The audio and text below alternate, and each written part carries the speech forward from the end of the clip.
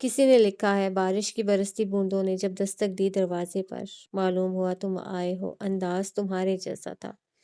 وہ جو کہہ رہی تھی کہ موسم بالکل ٹھیک ہے، ایون کا پل کراس کرتے کرتے تیز بارش شروع ہو گئی، اتنی تیز کہ پہاڑ تک اس بوچھاڑ میں چھپ گئے۔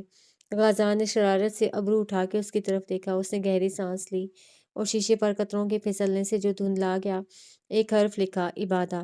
8 بج رہے تھے جب وہ واپس حویلی پہنچے۔ پارکنگ میں گاڑی رکی تو غازان نے اترنے سے منع کیا۔ منیب خان پہلے اترا، اس نے بھاگ کے ڈگی سے چھتری نکالی اور غازان کے شیشے کے پاس آ کے کھول دی۔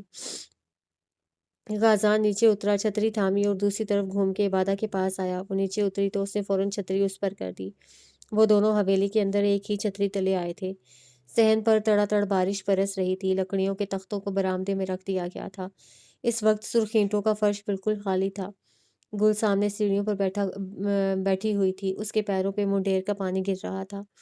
وہ ہاتھ میں چائے کا کپ لیے ہوئے ہولے ہولے گھونٹ بھر رہی تھی۔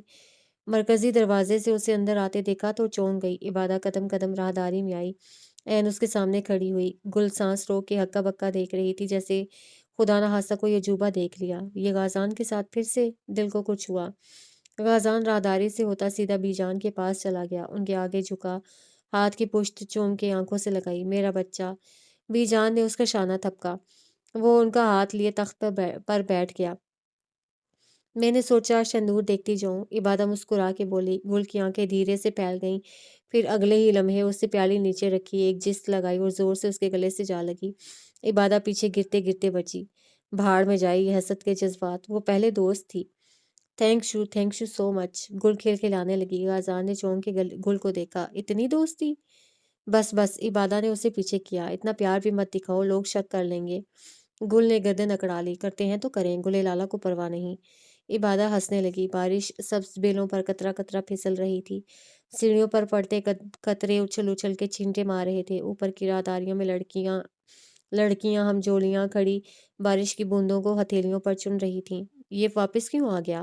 بی جان نے تعجب سے پوچھا۔ فلائٹ کینسل ہو گئی، موسم خراب ہے۔ ہاں، اچانک ہی بارش شروع ہو گیا۔ چلو اچھا کیا جو لے آیا۔ ایئرپورٹ میں کہاں رہتا بیچارہ؟ اگلا فلائٹ کب ہے اس کا؟ شندور کے بعد۔ ابھی تو کافی دن ہیں۔ اس نے ہلکا سا سر ہلایا۔ وہ بدستور گل کو دیکھ رہا تھا۔ بارش۔ عبادہ نے ہتھیلی باہر نکالی۔ بارش کی بوند بوند اس پہ پڑنے لگی۔ ہتھیلی، کلائی اور آستین لمحے بھر میں نم ہو گئیں۔ جانے بارش کے قطروں میں ایسی کون سی کشش ہوتی ہے کہ جس کا کچھ نہیں بچھڑا ہوتا، کچھ نہیں کھویا ہوتا، وہ بھی اپنے اندر اداسی محسوس کرتا ہے۔ ان ننھی ننھی بوندوں میں جو محبت اور رومانس ہے، وہ شاید قدرت کی کسی دوسری چیز میں نہیں۔ یہ سخت سے سخت انسان کے جذبات بھی جگا دیتا ہے۔ اس نے ہاتھ پیچھے کھینچا اور گہری سانس لی۔ چلو کمرے میں چلتے ہیں، جاؤ میرا سامان اٹھاؤ۔ اس نے حکم سا دیا۔ گل تیزی سے بیگ کی طرف لپکی اور ہینڈل سے کھینچا۔ چلو۔ وہ تیزی سے آگے بڑھتے ہوئے بولی۔ عبادہ اس کے پیچھے چل دی۔ شیخ سعدی کہتے ہیں حسد کرنے والے کو بد دعا مت دو، وہ پہلے ہی حسد کی آگ میں جل رہا ہوتا ہے۔ عصر تک مسلسل بارش ہوتی رہی، پہاڑوں پر بادل نیچے تک اتر آئے تھے، دور سبز وادیاں پانی میں نہا رہی تھیں، ٹھنڈ بڑھ گئی تھی۔ حویلی میں شام کے کھانے کی تیاری ہو رہی تھی اور وہ دونوں بالکنی کے دروازے میں آمنے سامنے بیٹھی ہوئی تھیں۔ پیروں پر کمبل تھا، درمیان میں میوے رکھے ہوئے تھے اور ہاتھوں میں کافی کے بڑے بڑے کپ تھے۔ یہ گل کی کرامات تھیں، ورنہ عبادہ کو ان پہاڑوں میں کافی جیسی چیز ملنے کی قطعی امید نہیں تھی۔ عبادہ نے آتے ہی اسے سب کچھ بتا دیا تھا۔ وہ نفرت وہ جو گل پہلے ہی ابتحاج سے کرتی تھی، اس میں قدرے اضافہ ہوا تھا۔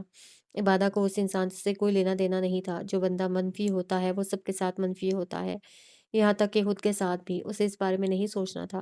اگر وہ عبادہ کو اس لائق نہیں سمجھ رہا تھا تو کوئی ایسا ڈاکٹر لے آئے جو گھوڑے ٹھیک کر دے۔ اسے گھوڑوں کی پرواہ ضرور تھی، لیکن اسے یہ بھی دیکھنا تھا کہ اب ابتحاج کون سا ڈاکٹر لاتا ہے۔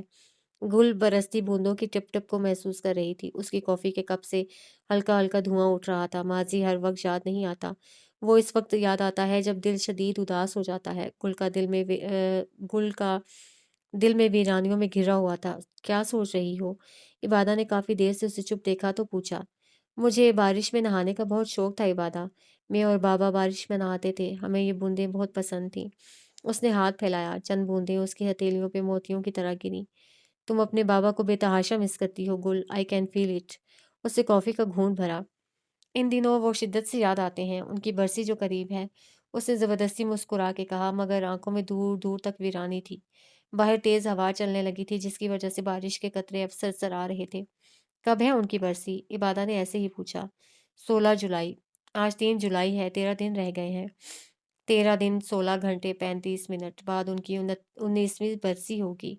वो बहुत मुश्किल से बोली थी, गला रुंध गया था। फिर दफतन चेहरे पर गहरी फिक्र छा गई, जैसे बुजुर्गों के चेहरे पर छा जाती है। पता नहीं हवेली में किसी को याद होगा या नहीं। जश्न तो तुम देख रही हो। नहीं। फौरन सर नफी में हिलाया। किसी को याद नहीं है। तुम्हारी अम्मी को जरूर याद होगा, किसी को याद हो ना हो। इबादा ने उसके बाजू पर हाथ रख के कहा। वो इस्तेजाइया अंदाज में हंसी। अम्मी? हाँ, चच्ची है वो मेरी। मेरी अम्मी मेरे बाबा के साथ मर गई थी। मैं दोनों तरफ से यतीम हूँ। वो दीवानों की तरह हंसी। इबादा ने कप एक तरफ रखा और आगी हुई। गुल, तुम बाकी सबके साथ चाहे जो भी सलूक करो, अपनी अम्मी के साथ ठीक से रहो। माओ से नाराज नहीं हुआ करते। वो फिल वक्त डांट देती हैं, मार देती हैं, गालियां, यहाँ तक कि ताने और तिश्ने भी दे देती हैं। लेकिन वो जो करती हैं दिल से नहीं करती, खुद से पैदा को वो कोस नहीं रही। और फिर बरेखना चची तो खुद बहुत स्वीट हैं। वो मुस्कुराई। गुल ने तेवरा के उसे देखा। स्वीट? ये कप की तरफ इशारा किया। ये कॉफी भी उससे ज्यादा स्वीट है इबादा। वो जताने वाले अंदाज में बोली। ऐसी बातें नहीं करते। शी इज योर मम। वो तुम्हारी माँ है। इबादा ने पुचकारा। वो मेरी चची है, मेरे चौथे चचा की बीवी, दैट्स इट। वो इंतहाई रुखाई से बोली। उससे आगे इबादा के लिए फुल स्टॉप था। एक बोर्ड के अब मैं मजीद उनके बारे में नहीं सुनना चाहती। अच्छा ठीक है। इबादा मसलहत से पीछे हुई। मुझे ये बताओ, उस दिन उन्होंने तुम पे हाथ क्यों उठाया था? आई नो कि तुम बदतमीजी कर रही थी, मगर तुमने ऐसा क्या कह दिया कि उनको इतना तैश आ गया? सुन लोगी? गुल ने चैलेंज किया। क्यों, कोई बुरी बात थी?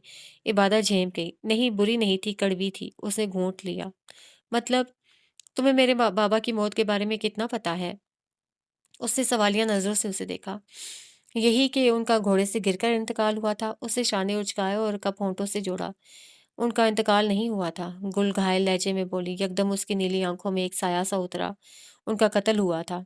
इबादा की कॉफी मुंह से फुहार बन कर निकली। उसने बेसाख्ता मुंह पर हाथ रखते हुए गुल को देखा। वो बालकनी से बाहर देख रही थी। उंगली कॉफी के कप के गिर्द घूम रही थी और सफेद से चेहरे पर कर्ब ही कर्ब था। वो नकाहत से पलके झपक रही थी। 18 साल पहले। और उसने कहना शुरू किया। बाज़-औक़ात कहना, बोल देना अच्छा होता है। दिल में छुपे हुए गम और तकलीफ़ों को हमेशा ऐसे इंसान के सामने बयान करना चाहिए जिसका कोई मफ़ाद ना हो।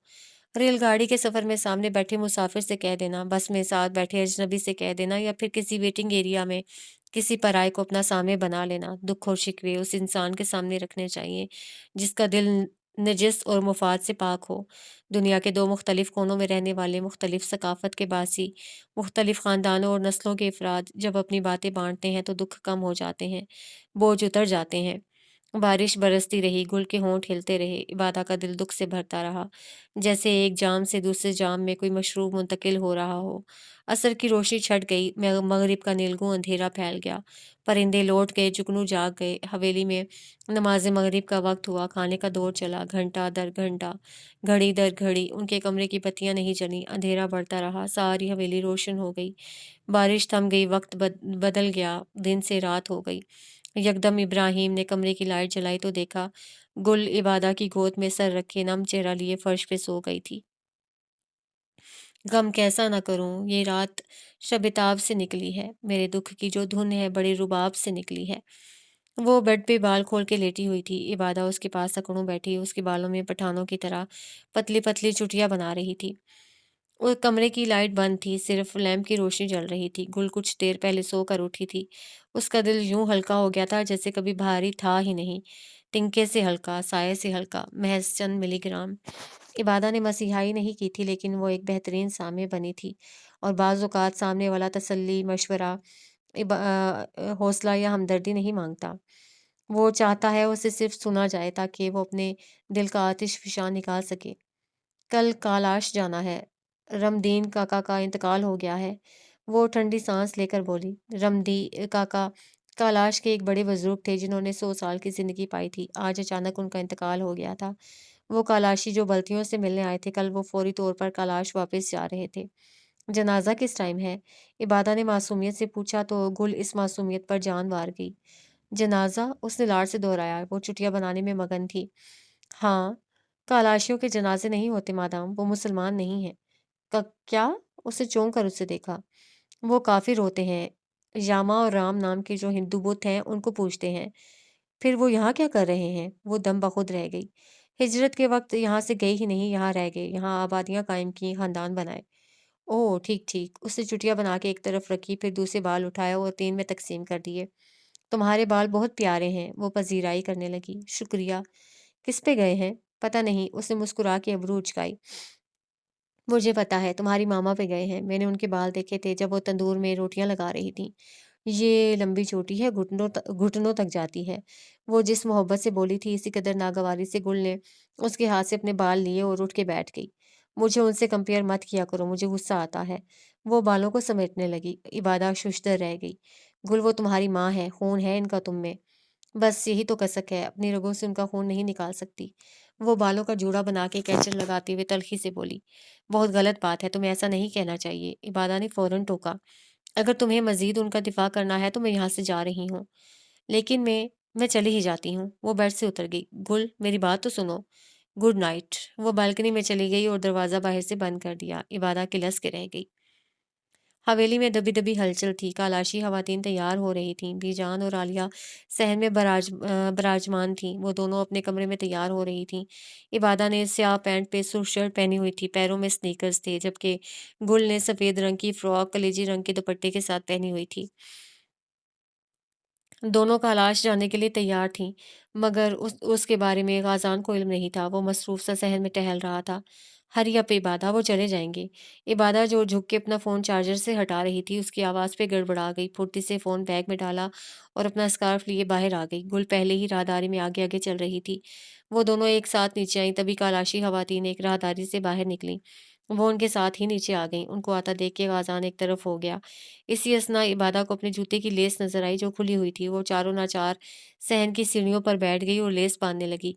कालाशी खवातीन बीजान और आलिया से अलविदा कर रही थीं। गुल भी उनके साथ थी। गाजान की नज़र उस पर पड़ी तो कदम कदम चल के उसके सामने आ गया। वो स्याह पैंट और सफ़ेद शर्ट में मलबूस था। शर्ट की आस्तीन कोहनियों तक चढ़ी हुई थी। सर पे पी कैप थी। गॉगल्स गिरेबान में अटके हुए थे। उसने मुक्का सा बना के होंठों पे रखा और खंखारा। इबादा ने झट से सर उठाया। कालाश जाएंगी? वो आंखों में चमक लिए पूछ रहा था। बिल्कुल। इबादा मुस्कुरा के खड़ी हो गई। और मुझे तो मुरव्वत के बारे में भी नहीं पूछेंगे, है ना? गुल की आवाज़ पे वो चौंक गया। वो इबादा के पीछे सतून के साथ कमर पे हाथ रखे नाक से कोड़े कह रही थी। तुम भी जाना चाहती हो? उसने मुस्कुराहट दबाई। हाँ, मुझसे पूछा जा रहा है और इबादा को ऑफर की जा रही है। वो जलकर कबाब हो गई। तुम जाना चाहती हो तो चलो, इट्स वेल एंड गुड। इबादा को पार्टनर मिल जाएगा। आपको बताने की ज़रूरत नहीं, मैं पहले से ही तैयार थी। वो शाने उचका के इबादा के करीब आई। गाज़ान ने गहरी सांस खींची। कुछ देर में बलती मेहमान और कालाशी लड़कियों का टोला उनके हमरा चलता हुआ पार्किंग में आ गया, जहां दो बड़ी पिकअप्स और एक छोटी जीप रेंगलर रोबिकान तैयार खड़ी थीं।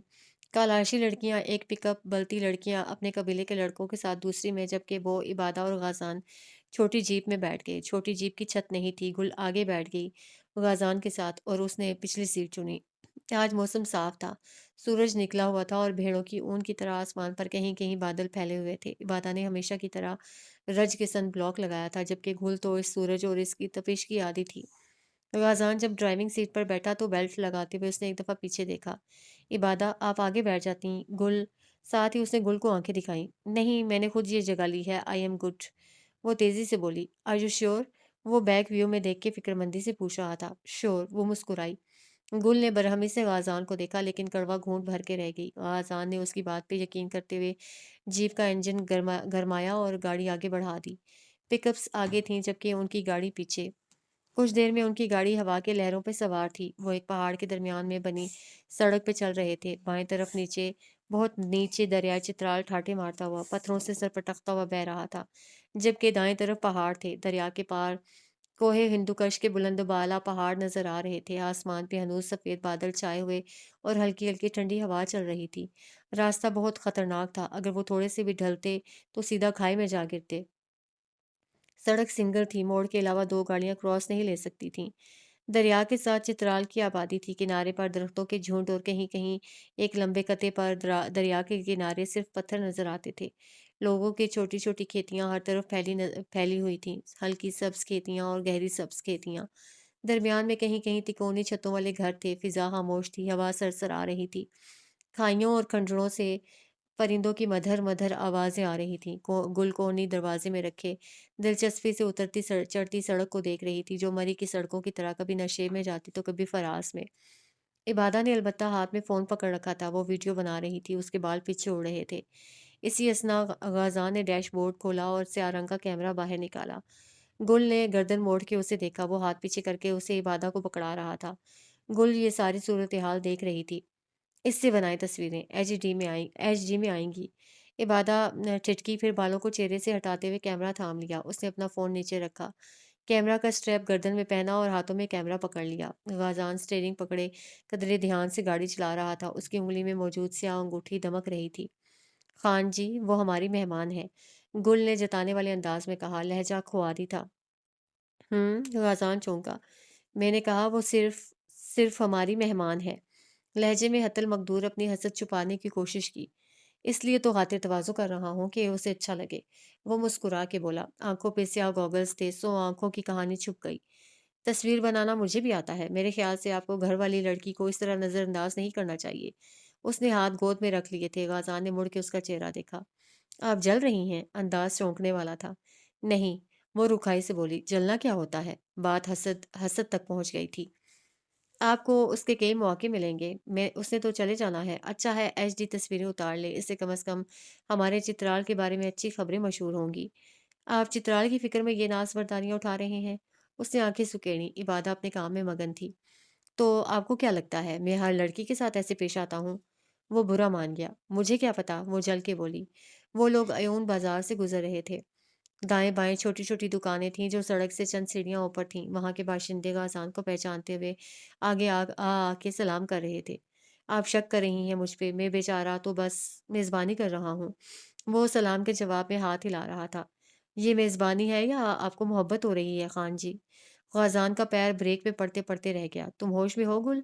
بالکل ہوں، ایسی کوئی بات نہیں ہے، وہ سختی سے بولا۔ ہے، میں واپس جا کے بی جان کو بتاؤں گی آپ کے بارے میں۔ وہ دھمکانے لگی۔ کیا بتاؤ گی؟ یہی کہ آپ کو لاہور کی پنجابن اچھی لگی ہے، آپ کی شادی اسی سے کرا دیں۔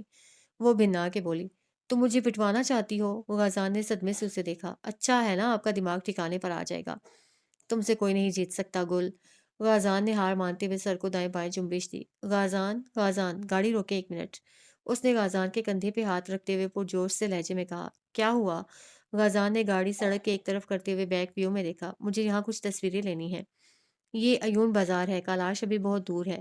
گل تیزی سے بولی، کوئی بات نہیں گل۔ غازان نے نچلا لب کاٹ کے اسے دیکھا۔ گل کے دل پہ گھونسا پڑا۔ غازان نے واپس بیک ویو میں عبادہ کو دیکھا اور مسکرایا۔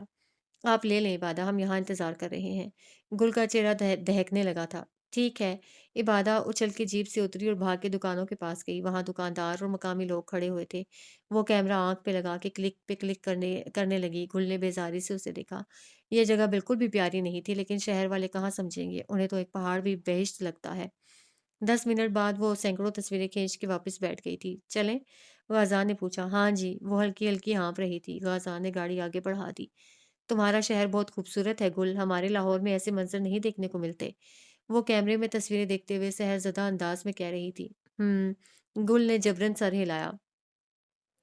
ویسے کالاش کتنا دور ہے یہاں سے؟ وہ دونوں کے سیٹ کے درمیان آگے ہوئی۔ ایک ہاتھ غازان کی سیٹ پہ تھا، دوسرا گل کی سیٹ پہ۔ تقریباً 20 کلومیٹر۔ سڑک سیدھی ہو تو بندہ آدھے گھنٹے میں پہنچ جاتا ہے، لیکن یہ سڑک بہت بمپی اور دشوار ہے، اس پہ گاڑی رولر کوسٹر بن کے چلتی ہے، اس لیے وقت زیادہ لگ جاتا ہے۔ 1 ڈیڑھ گھنٹے میں ہم پہنچ سکتے ہیں۔ ان کے ٹائر کے نیچے اب ایک چھوٹا سا پل آ گیا تھا۔ پل کے دائیں بائیں سرخ سریے کی ریلنگ لگی ہوئی تھی۔ نیچے دریائے چترال بہہ رہا تھا، یہاں اس کا بہاؤ قدرے زیادہ تھا۔ پانی کی بلند آواز آ رہی تھی۔ اب ہم کالاش کی سرزمین پہ داخل ہونے والے ہیں، غازان نے پل کراس کر کے بتایا۔ یہ ہم دریا کی دوسری طرف آ گئے ہیں نا؟ وہ پیچھے رہ جانے والے پل کو گردن موڑ کر دیکھتے ہوئے بولی۔ بالکل، کالاش اور ایون دریا کے مخالف سمت پر واقع ہیں۔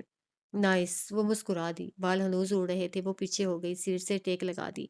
آس پاس ریتیلے پہاڑ تھے جن پر وقفے وقفے سے کچھ درخت اگے ہوئے تھے۔ پہاڑ کی سطح ایسی تھی جیسے وہاں سے ریت پھسل پھسل کر نیچے آ رہی ہو اور تقریباً پھسلتی بھی ہوگی۔ غازان شرارت سے بیک ویو میں بار بار دیکھ رہا تھا۔ عبادہ کا دھیان تو نہیں تھا، البتہ گل کے روئے روئے میں आग लग रही थी। एक वाहिद गज़न था जो उसे अच्छा लगता था और वो भी तुम यहाँ पहली बार आई हो, है ना? गुल ने जल के बैक व्यू को अपनी तरफ मोड़ लिया, यूँ कि वो इबादत से बात करना चाहती है। गाज़ान ने लबों पे उमड़ती मुस्कुराहट को दबा लिया। हाँ जी, यहाँ पहली बार आई हूँ, हालाँकि मैं कई शहरों में गई हूँ जॉब के सिलसिले में। लेकिन चित्राल का ये पहला इत्तेफ़ाक है। अब्बा-अम्मा तो नहीं मान रहे थे, भाई भी बहुत गुस्सा हो गए थे, लेकिन मैंने 24 घंटे के लिए खुद को कमरे में बंद कर दिया था।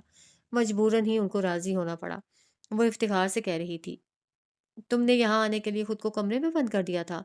गुल हैरान रह गई। बिल्कुल, और अम्मा के वो कहते-कहते रुकी। जूते भी खाए। क्या? गुल ने कहका लगाया। क्यों? अम्मा मेरी पंजाबी हैं और पंजाबी माएँ सब बर्दाश्त कर सकती हैं, सिवाय बच्चों की ज़िद और नखरों के। मैंने यहाँ आने की ज़िद की तो उन्होंने अपने जूते से मेरी पिटाई की। अफ़सोस तो इस बात का था कि मेरा इकलौता भाई मुझ पे उस वक़्त हँस रहा था। कितनी गलत बात है ना? वो चेहरे को बच्चों की तरह हाथों में गिराते हुए कहने लगी। इस उम्र में भी माएँ मारती हैं, सीरियसली? ग़ज़ान हैरान रह गया। गुल ने हाथ गाल पे रखा फिर तेज़ी से हटा दिया। बिल्कुल, पंजाबी माएँ उम्रों का लिहाज़ नहीं करतीं, नेवर। वो तो शादीशुदा बच्चों को भी जूते जड़ देती हैं। उनको कोई नहीं नहीं रोक सकता, उनका ज़मीर भी नहीं। इबादा ने मुबालग़ा आराई से कहा, सैड। और तो और मैं शर्त लगा के भी आई थी भाई से कि मैं अच्छे से रहूँगी, डरूँगी भी नहीं, उकताऊँगी नहीं। और एकदम उसके चेहरे पर उदासी छा गई। वो खामोश हुई तो ग़ज़ान ने बैक व्यू अपनी तरफ मोड़ के उसे देखा। इबादा की नज़रें भी उससे मिलीं, उनमें दबा-दबा एहतजाज था। इट्स ऑल राइट, ज़रूरी नहीं कि हम जैसे मंसूबे बनाएँ सब कुछ उसके मुताबिक हो। अल्लाह की मशीयत अलग होती है और होता वही है तो उसकी मशीयत होती है। गाज़ान ने नरमी से कहा। इबादा फीकी सी मुस्कुरा दी। खूबसूरत चित्राल ने उसे बुरे तजुर्बे दिए थे, बुरी यादें दी थीं यहाँ के लोगों की, कि लाहौर की पंजाबन को उदास किया था। वो ज़ाहिर ना भी करती तो हो जाता। उसका हुलिया-हुलिया बता रहा था कि उसे चित्राल के वासियों ने खूब सताया है। गुल और गाज़ान दोनों ये बात समझ सकते थे। अगले 1 घंटे तक वो कुछ नहीं बोली। उदासी से बाहर देखती रही। उसका दिल बुझ-सा गया था। एक बुरी याद और सब बर्बाद। कैलाश की सरजमीन का पहला गाँव रेहान-आबाद कहलाता है। उसका बोर्ड जैसे ही आया, गाज़ान कहने लगा, हम कैलाश में दाखिल हो चुके हैं। इबादा जो अफसुर्दा सी बैठी थी सीधी हो गई, क्योंकि रेहान की गलियों में कालाशी लिबास पहने लड़के और लड़कियां फुदक रही थीं। वो गाड़ी को देख के हाथ हिला रहे थे। इबादा ने भी मूड ठीक करके हाथ हिलाया। हाथ में कैमरा था, सो जाते जाते ही उनकी तस्वीरें भी उतार रही थी। कैलाश 3 वादियों पर मुश्तमिल है, बम्बोर, बरीर और बम्बूरत। तीनों के दरमियान चंद चंद किलोमीटर का फासला है। बम्बूरत पहले आती है और ये कैलाश की सबसे भरी हुई सकाफती वादी है। उसकी हदूद में गाड़ी एक इलाके तक दाखिल हो सकती है, उसके बाद यहाँ पैदल ही चलना पड़ता है। गलियाँ तंग हैं, कदीम हैं और दोनों इतराफ में गली से कई फुट ऊंचे पत्थरों और लकड़ियों के घर हैं। कैलाश के लोग यहाँ रहते हैं। अंग्रेज़ी में ये लफ्ज़ कैलाश लिखा जाता है, जबकि दर हकीकत ये लफ्ज़ कैलाश है। लेकिन आप इसे कैलाश कहें या कैलाश, कोई फ़र्क नहीं पड़ता। ग़ज़ा ने बम्बूरत के अंदर आके एक ख़ास मकाम पे गाड़ी रोक दी। जो मेहमान आए थे, वो कुछ बरीर से थे, कुछ बम्बूरत और कुछ बम्बूर से। बम्बूर और बरीर वाले आगे बढ़ गए, जबकि बम्बूरत वाले यहाँ उतर गए। अलबत्ता बल्ती मेहमान भी गाड़ी यहीं रोक के नीचे उतर रहे थे। वो लोग भी गाड़ी से बाहर आ गए। ये रहा जी कैलाश। गाज़ान ने गाड़ी का दरवाज़ा खोलते हुए बताया। इबादा ने गर्दन ऊँची करके चारों तरफ देखा। कोहे हिंदुकुश ने इस वादी को हर तरफ से घेरा हुआ था। खुरदरे स्याह पहाड़ों की छाया सी गिर रही थी। जिस जगह उन्होंने गाड़ी पार्क की थी, वहाँ और भी गाड़ियाँ पार्क थीं, कुछ मकामी और कुछ सयाहों की। सो लेडीज़, तुम लोग बम्बूरत घूमो, मुझे किसी काम से जाना है। मैं तुम लोगों को 2-3 घंटे बाद जॉइन करूँगा। गाज़ान ने अपना लाइहा अमल बताया। इबादा के दिल पे घोंसा पड़ा। आप कहाँ जा रहे हैं? वो तेज़ी से बोली। खान जी ने मुझे यहाँ के सरदार से मिलने के लिए कहा था। दावत देना थी उनको मेरी सरदारी की, और शंदूर के मेले के लिए कुछ मेहमान भी चाहिए थे। उनकी बात करनी थी। मैं उनसे मिल लेता हूँ, और ज़ाहिर है कैलाशी हैं तो मुझे जल्दी तो फ़ारिग नहीं करेंगे, वक़्त लेंगे, इसलिए तुम दोनों बम्बूरत घूम लो जब तक मैं काम निपटाता हूँ। लेकिन हम अकेले कैसे घूमेंगे? इबादा परेशान हो गई। क्या मतलब, अकेले कहाँ हो तुम लोग? ये सब है ना? उसने बल्कि बल्कि मेहमानों की तरफ इशारा किया, जिनके साथ उनके कबीले के कुछ लोग भी थे। इनको मैं नहीं जानती, वो बच्चों की सी मासूमियत से बोली। उसे गाज़ान का जाना अच्छा नहीं लग रहा था, और गुल को उसका इस तरह पेश आना, वो अंदर ही अंदर घुल रही थी। आपके साथ गुल है, गुल, ख़्याल रखना इनका। वो गुल को तंबीह करता हुआ बोला। मगर हम आपके साथ चलते हैं ना, हम भी सरदार को देख लेंगे। वो दबे-दबे जोश से आगे हुई। नहीं, यहाँ का सरदार तुम्हारे सरदार, हाय सदके, जैसा जैसा नहीं है। वो थोड़ा रूड है, तुम दोनों को लेके गया तो कहेगा औरतों को भी साथ लाया था। ज़्यादा ना सही, मगर मेरी भी थोड़ी बहुत गैरत है, इसलिए जितना कहा है उतना करो तुम दोनों, ओके? وہ اب استاد کے انداز میں بول رہا تھا۔ عبادہ نے بادل نخواستہ سر ہلا دیا۔ غازان مسکرا کے واپس گاڑی میں بیٹھ گیا۔ فارغ ہونے کے بعد میں آپ کو کال کروں گا عبادہ۔ گل ان کو ادھر ہی لے کے آنا ہے، ہم یہاں سے بمبور جائیں گے اور پھر واپسی، سمجھ گئی؟ آپ فکر نہ کریں، ہاں جی، ہم ادھر ہی ملیں گے آپ کو، گل نے تسلی بخش جواب دیا۔ غازان نے سر ہلایا، جیپ سٹارٹ کی اور ریورس کرتا ہوا مڑ گیا۔ عبادہ حسرت سے اس کو دور جاتا دیکھنے لگی۔ اس کے دور جاتے ہی اس کا دل کھینچ گیا تھا۔ اٹس آل رائٹ، میں ہوں نا تمہارے ساتھ، گل نے ہمدردانہ انداز میں اس کے کندھوں پہ ہاتھ رکھا۔ لیکن وہ ہوتے تو کیا ہو جاتا، وہ ہونٹ لٹکا کے بولی۔ کیوں؟ گل اس کے سامنے آ گئی۔ باقی مہمان گاڑی چھوڑ کے بمبورت کے اندر جا چکے تھے، وہ دونوں وہاں اکیلی تھیں۔ مطلب یہاں تک لانے کے بعد چھوڑ دیا؟ ان کو کام تھا۔ اب ایسا بھی کیا کام؟ گل نے اس کے چہرے کی اداسی بھی دیکھ لی اور غازان کے چہرے کی گلابی بھی۔ دونوں کے بیچ کیا چل رہا تھا؟ وہ ٹھٹک گئی۔ خیریت ہے عبادہ؟ گل نے کھوجنے والی نظروں سے اسے دیکھا۔ عبادہ گڑبڑا گئی، اس نے تیزی سے گردن موڑی۔ ہاں سب ٹھیک ہے، وہ جھیم گئی۔ مجھے لگ تو نہیں رہا، گل کا انداز تفتیشی تھا۔ نہیں تو میں تو اس لیے کہہ رہی تھی کہ وہ آدمی ہے، وہ ہوتے تو ہم لاپرواہی سے گھوم سکتے تھے بنا ڈرے۔ تم اکیلی گھومو یا کسی مرد کے ساتھ، اگر تم یوسف خان کے گھر والی ہو تو تمہیں کوئی نظر اٹھا کے نہیں دیکھ سکتا، ڈونٹ وری۔ اچھا، اور گائیڈ کون ہوگا؟ میں یہاں آئی ہوں، مجھے یہاں گھومنے کے ساتھ ساتھ یہاں کی معلومات بھی حاصل کرنی ہوں گی۔ تاریخ، ثقافت، رسم رواج، تہوار وغیرہ، اس کے بارے میں کون بتائے گا؟ غازان کے پاس تو بہت ساری معلومات ہوتی ہیں، وہ اچھے سے سمجھاتے ہیں۔ اس نے تیزی سے جرا کی۔ میں ہوں نا، میں سمجھاؤں گی، فکر مت کرو۔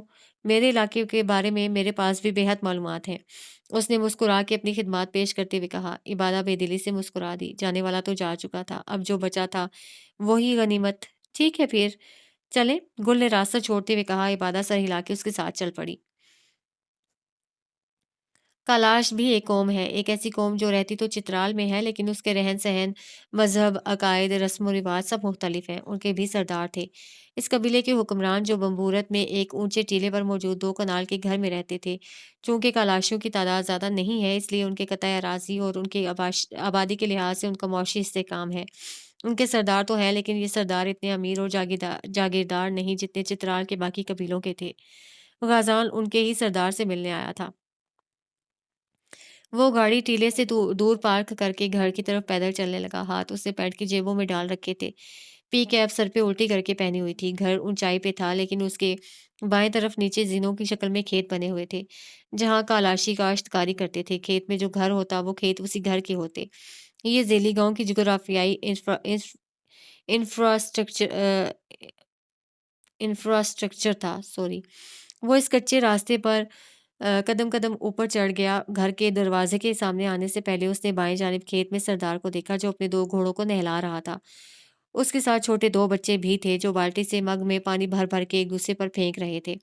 اس نے گھر میں جانے کے بجائے کھیت کی طرف جانے کا رخ کیا۔ سردار نے آستین اور پونچے فولڈ کیے ہوئے تھے۔ گھوڑوں کے جسموں پر جھاگ ہی جھاگ تھی، جسے وہ دھو رہے تھے۔ گھوڑے گہرے بھورے اور چکنے تھے، ان کے قد اونچے تھے، دم اور گردن پہ ضرورت سے زیادہ بال تھے۔ وہ ہنہناتے تو کالاش کی وادیوں میں آواز گونج جاتی۔ میرا خیال ہے ایک سردار کو ملازموں والے کام نہیں کرنے چاہیے۔ اس کی دوستانہ آواز ابھری تو سردار نے آواز پہ پلٹ کے اس طرف دیکھا۔ غازان چند فٹ کے فاصلے پر کھڑا مسکرا رہا تھا۔ پونچے فولڈ تھے اور پیروں میں جوتے نہیں تھے۔ سردار کے چہرے پر ناگواری آئی۔ لائیے سردار، میں کر دیتا ہوں۔ وہ قدم قدم قریب آیا، اس نے مگ اچک لیا۔ سردار اس کی حرکت سے جل اٹھا۔ میرا خیال ہے ہونے والے مہتر کو بھی ملازموں والے کام نہیں کرنے چاہیے، اس نے ٹونٹ کی۔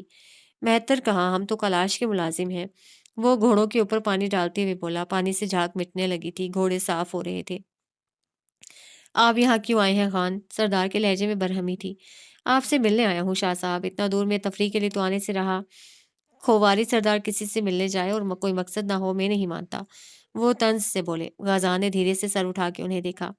ہر کھوواری سردار برا نہیں ہوتا شاہ صاحب، ٹرسٹ می۔ اس نے ہلکے سے شانے اچکائے۔ بچے پانی کے چپاکے ایک دوسرے پر پھینک رہے تھے، انہوں نے خود کو بھگو دیا تھا۔ میری 65 سالہ زندگی میں 2 خان آئے اور کوئی بھی ہمدرد اور غمگسار نہیں تھا، میں کیسے مانوں کہ سب برے نہیں ہوتے؟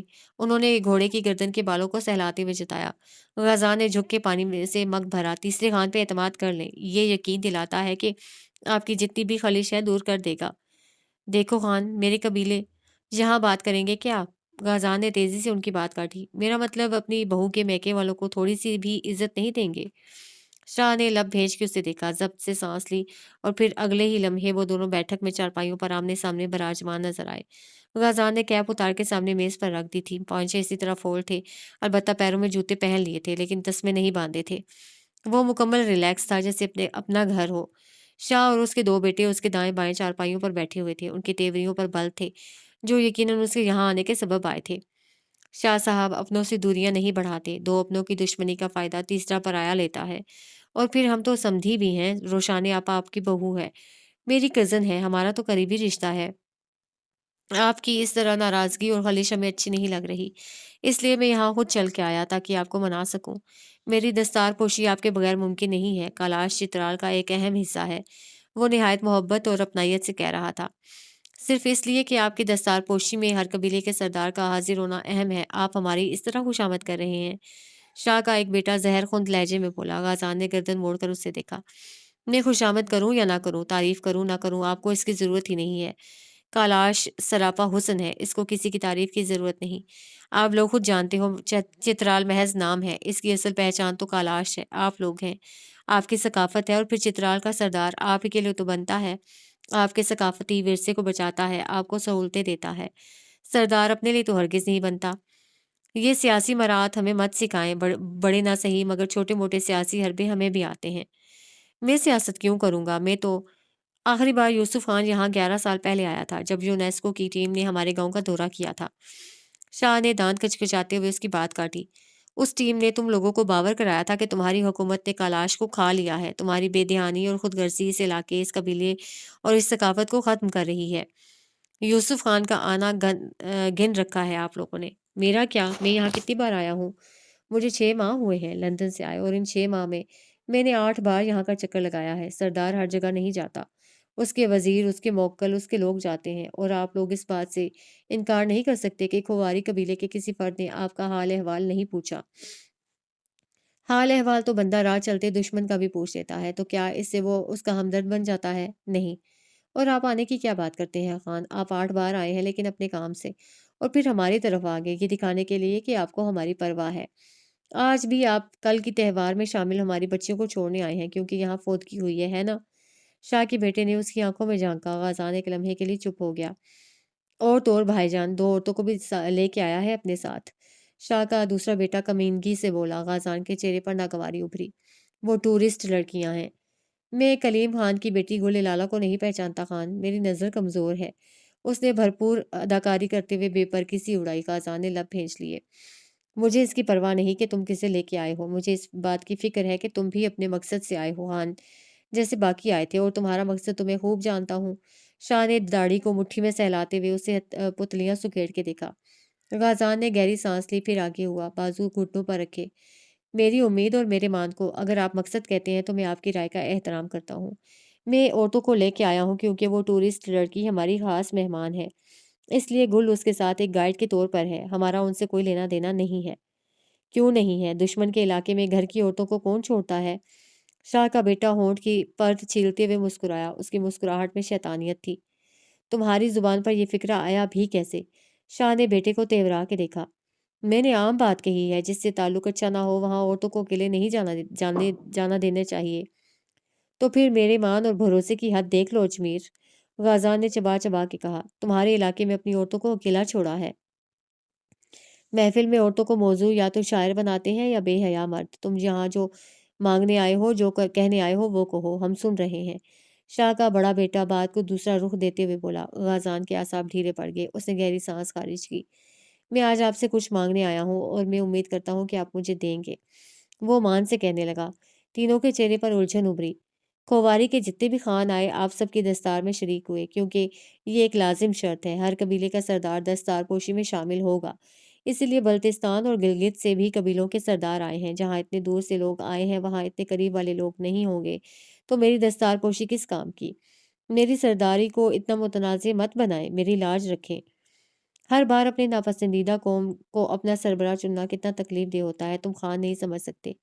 तुम लोगों ने कैलाश को खा लिया है, हमें मज़हब और कुफ़र की भीड़ चढ़ा के हमारी तकद्दुस को पामाल किया है। हम एक अलग कौम है, हमारी शनाख्त अलग है, लेकिन तुम लोगों ने हमें सराहने और कबूल करने के बजाय हमारे विरसे को खाया है।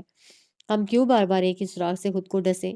शाह के लहजे में शिकवा और गुस्सा दोनों थे।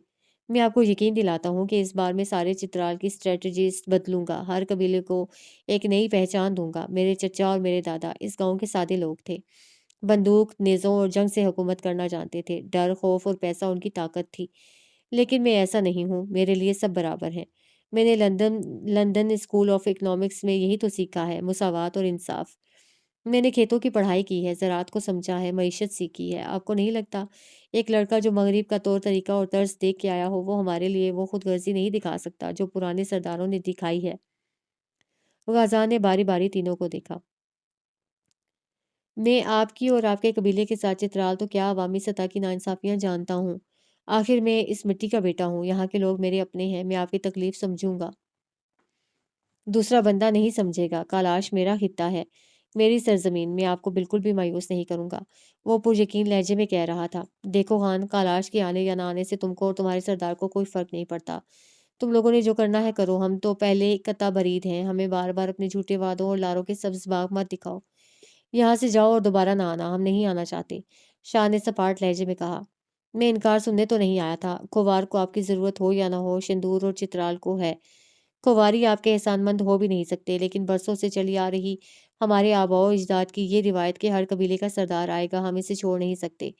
ये आपकी भी तौहीन होगी और मेरी दस्तार भी मुतनाज़ी होगी। शाह का पोता उसके लिए चित्राली कहवा और सूखे मेवाजात के साथ शिशिर, एक ख़ास किस्म का केक जो मैदे से बनता है, और बिस्किट ट्रे में सजा के लाया। उसने घुड़सवारी के कपड़े पहने हुए थे। काऊ बॉय बॉय के बूट देखते ही बेसाख्ता गाज़ान ने उसे देखा। वो मुस्कुरा के मेज़ पर सौगात रख रहा था। पोते की मौजूदगी तक सब खामोश रहे। लड़के ने चाय की प्याली उठा के गाज़ान को पकड़ाई। घुड़सवारी करते हो? उसने प्याला थामते हुए पूछा। जी, मैंने रेसिंग कॉन्टेस्ट के लिए जाना है 2 दिन बाद स्कर्दू, वहाँ मेरी रेस है। 14-15 साल का लड़का मुस्कुरा के बताने लगा। उसकी आंखों में जुगनू जगमगा रहे थे। अच्छा, मुबारक हो, बताया नहीं तुमने? गाज़ान को खुशगवार हैरत के साथ शिकवा भी हुआ। वो लड़के ने पलट के दादा को देखा, फिर बाप को। हर जीत खोबारियों के नसीब में नहीं लिखी, कुछ कालाशों की भी तकदीर में होती है। शाह का छोटा बेटा तंज से बोला। उसने हाथ आगे करके प्लेट से काजू उठाए। रोशाने ने नहीं बताया होगा कि उनके जेठ का बेटा दौड़ में हिस्सा ले रहा है। चलें, कोई बात नहीं, मैं बता देता हूँ। मेरा भतीजा इस दफ़ा कैलाश को रिप्रेज़ेंट करेगा स्कर्दू हॉर्स रेस में। मेरे लिए इससे बढ़ के फ़ख्र की क्या बात होगी? अजमेर के मेरे कैलाशी हमारा नाम रोशन कर रहे हैं। गाज़ान ऐसे मुस्कुराया कि अजमेर का ताना हवा में गुल हो गया। मेरा घोड़ा फर्स्ट आया था प्रैक्टिस रेस में। उन्होंने मुझे खूब दाद दी और मुझे सिलेक्ट कर लिया। ये सब मेरे घोड़े का कमाल है। इस दफ़ा मैं वही घोड़ा फिर से लेके जाऊँगा और देखना वो मुझे फिर जितवाएगा। Best of luck. गाज़ान ने उसका शाना थपक दिया। आप लड़के ने पुरुम्मीद नज़रों से उसकी तरफ देखा। आप आएँगे रेस में? वो दबी-दबी आवाज़ में दावत दे रहा था। मैं? यकदम लड़के का चेहरा भुज गया। आप क्यों आएँगे? सरदार के पास वक़्त कहाँ होता है खैर। वो बेदिली से कहते हुए पलट के बाहर निकल गया। एकदम ही गाज़ान को बुरा लगा। लड़का इतनी मोहब्बत से पूछ रहा था।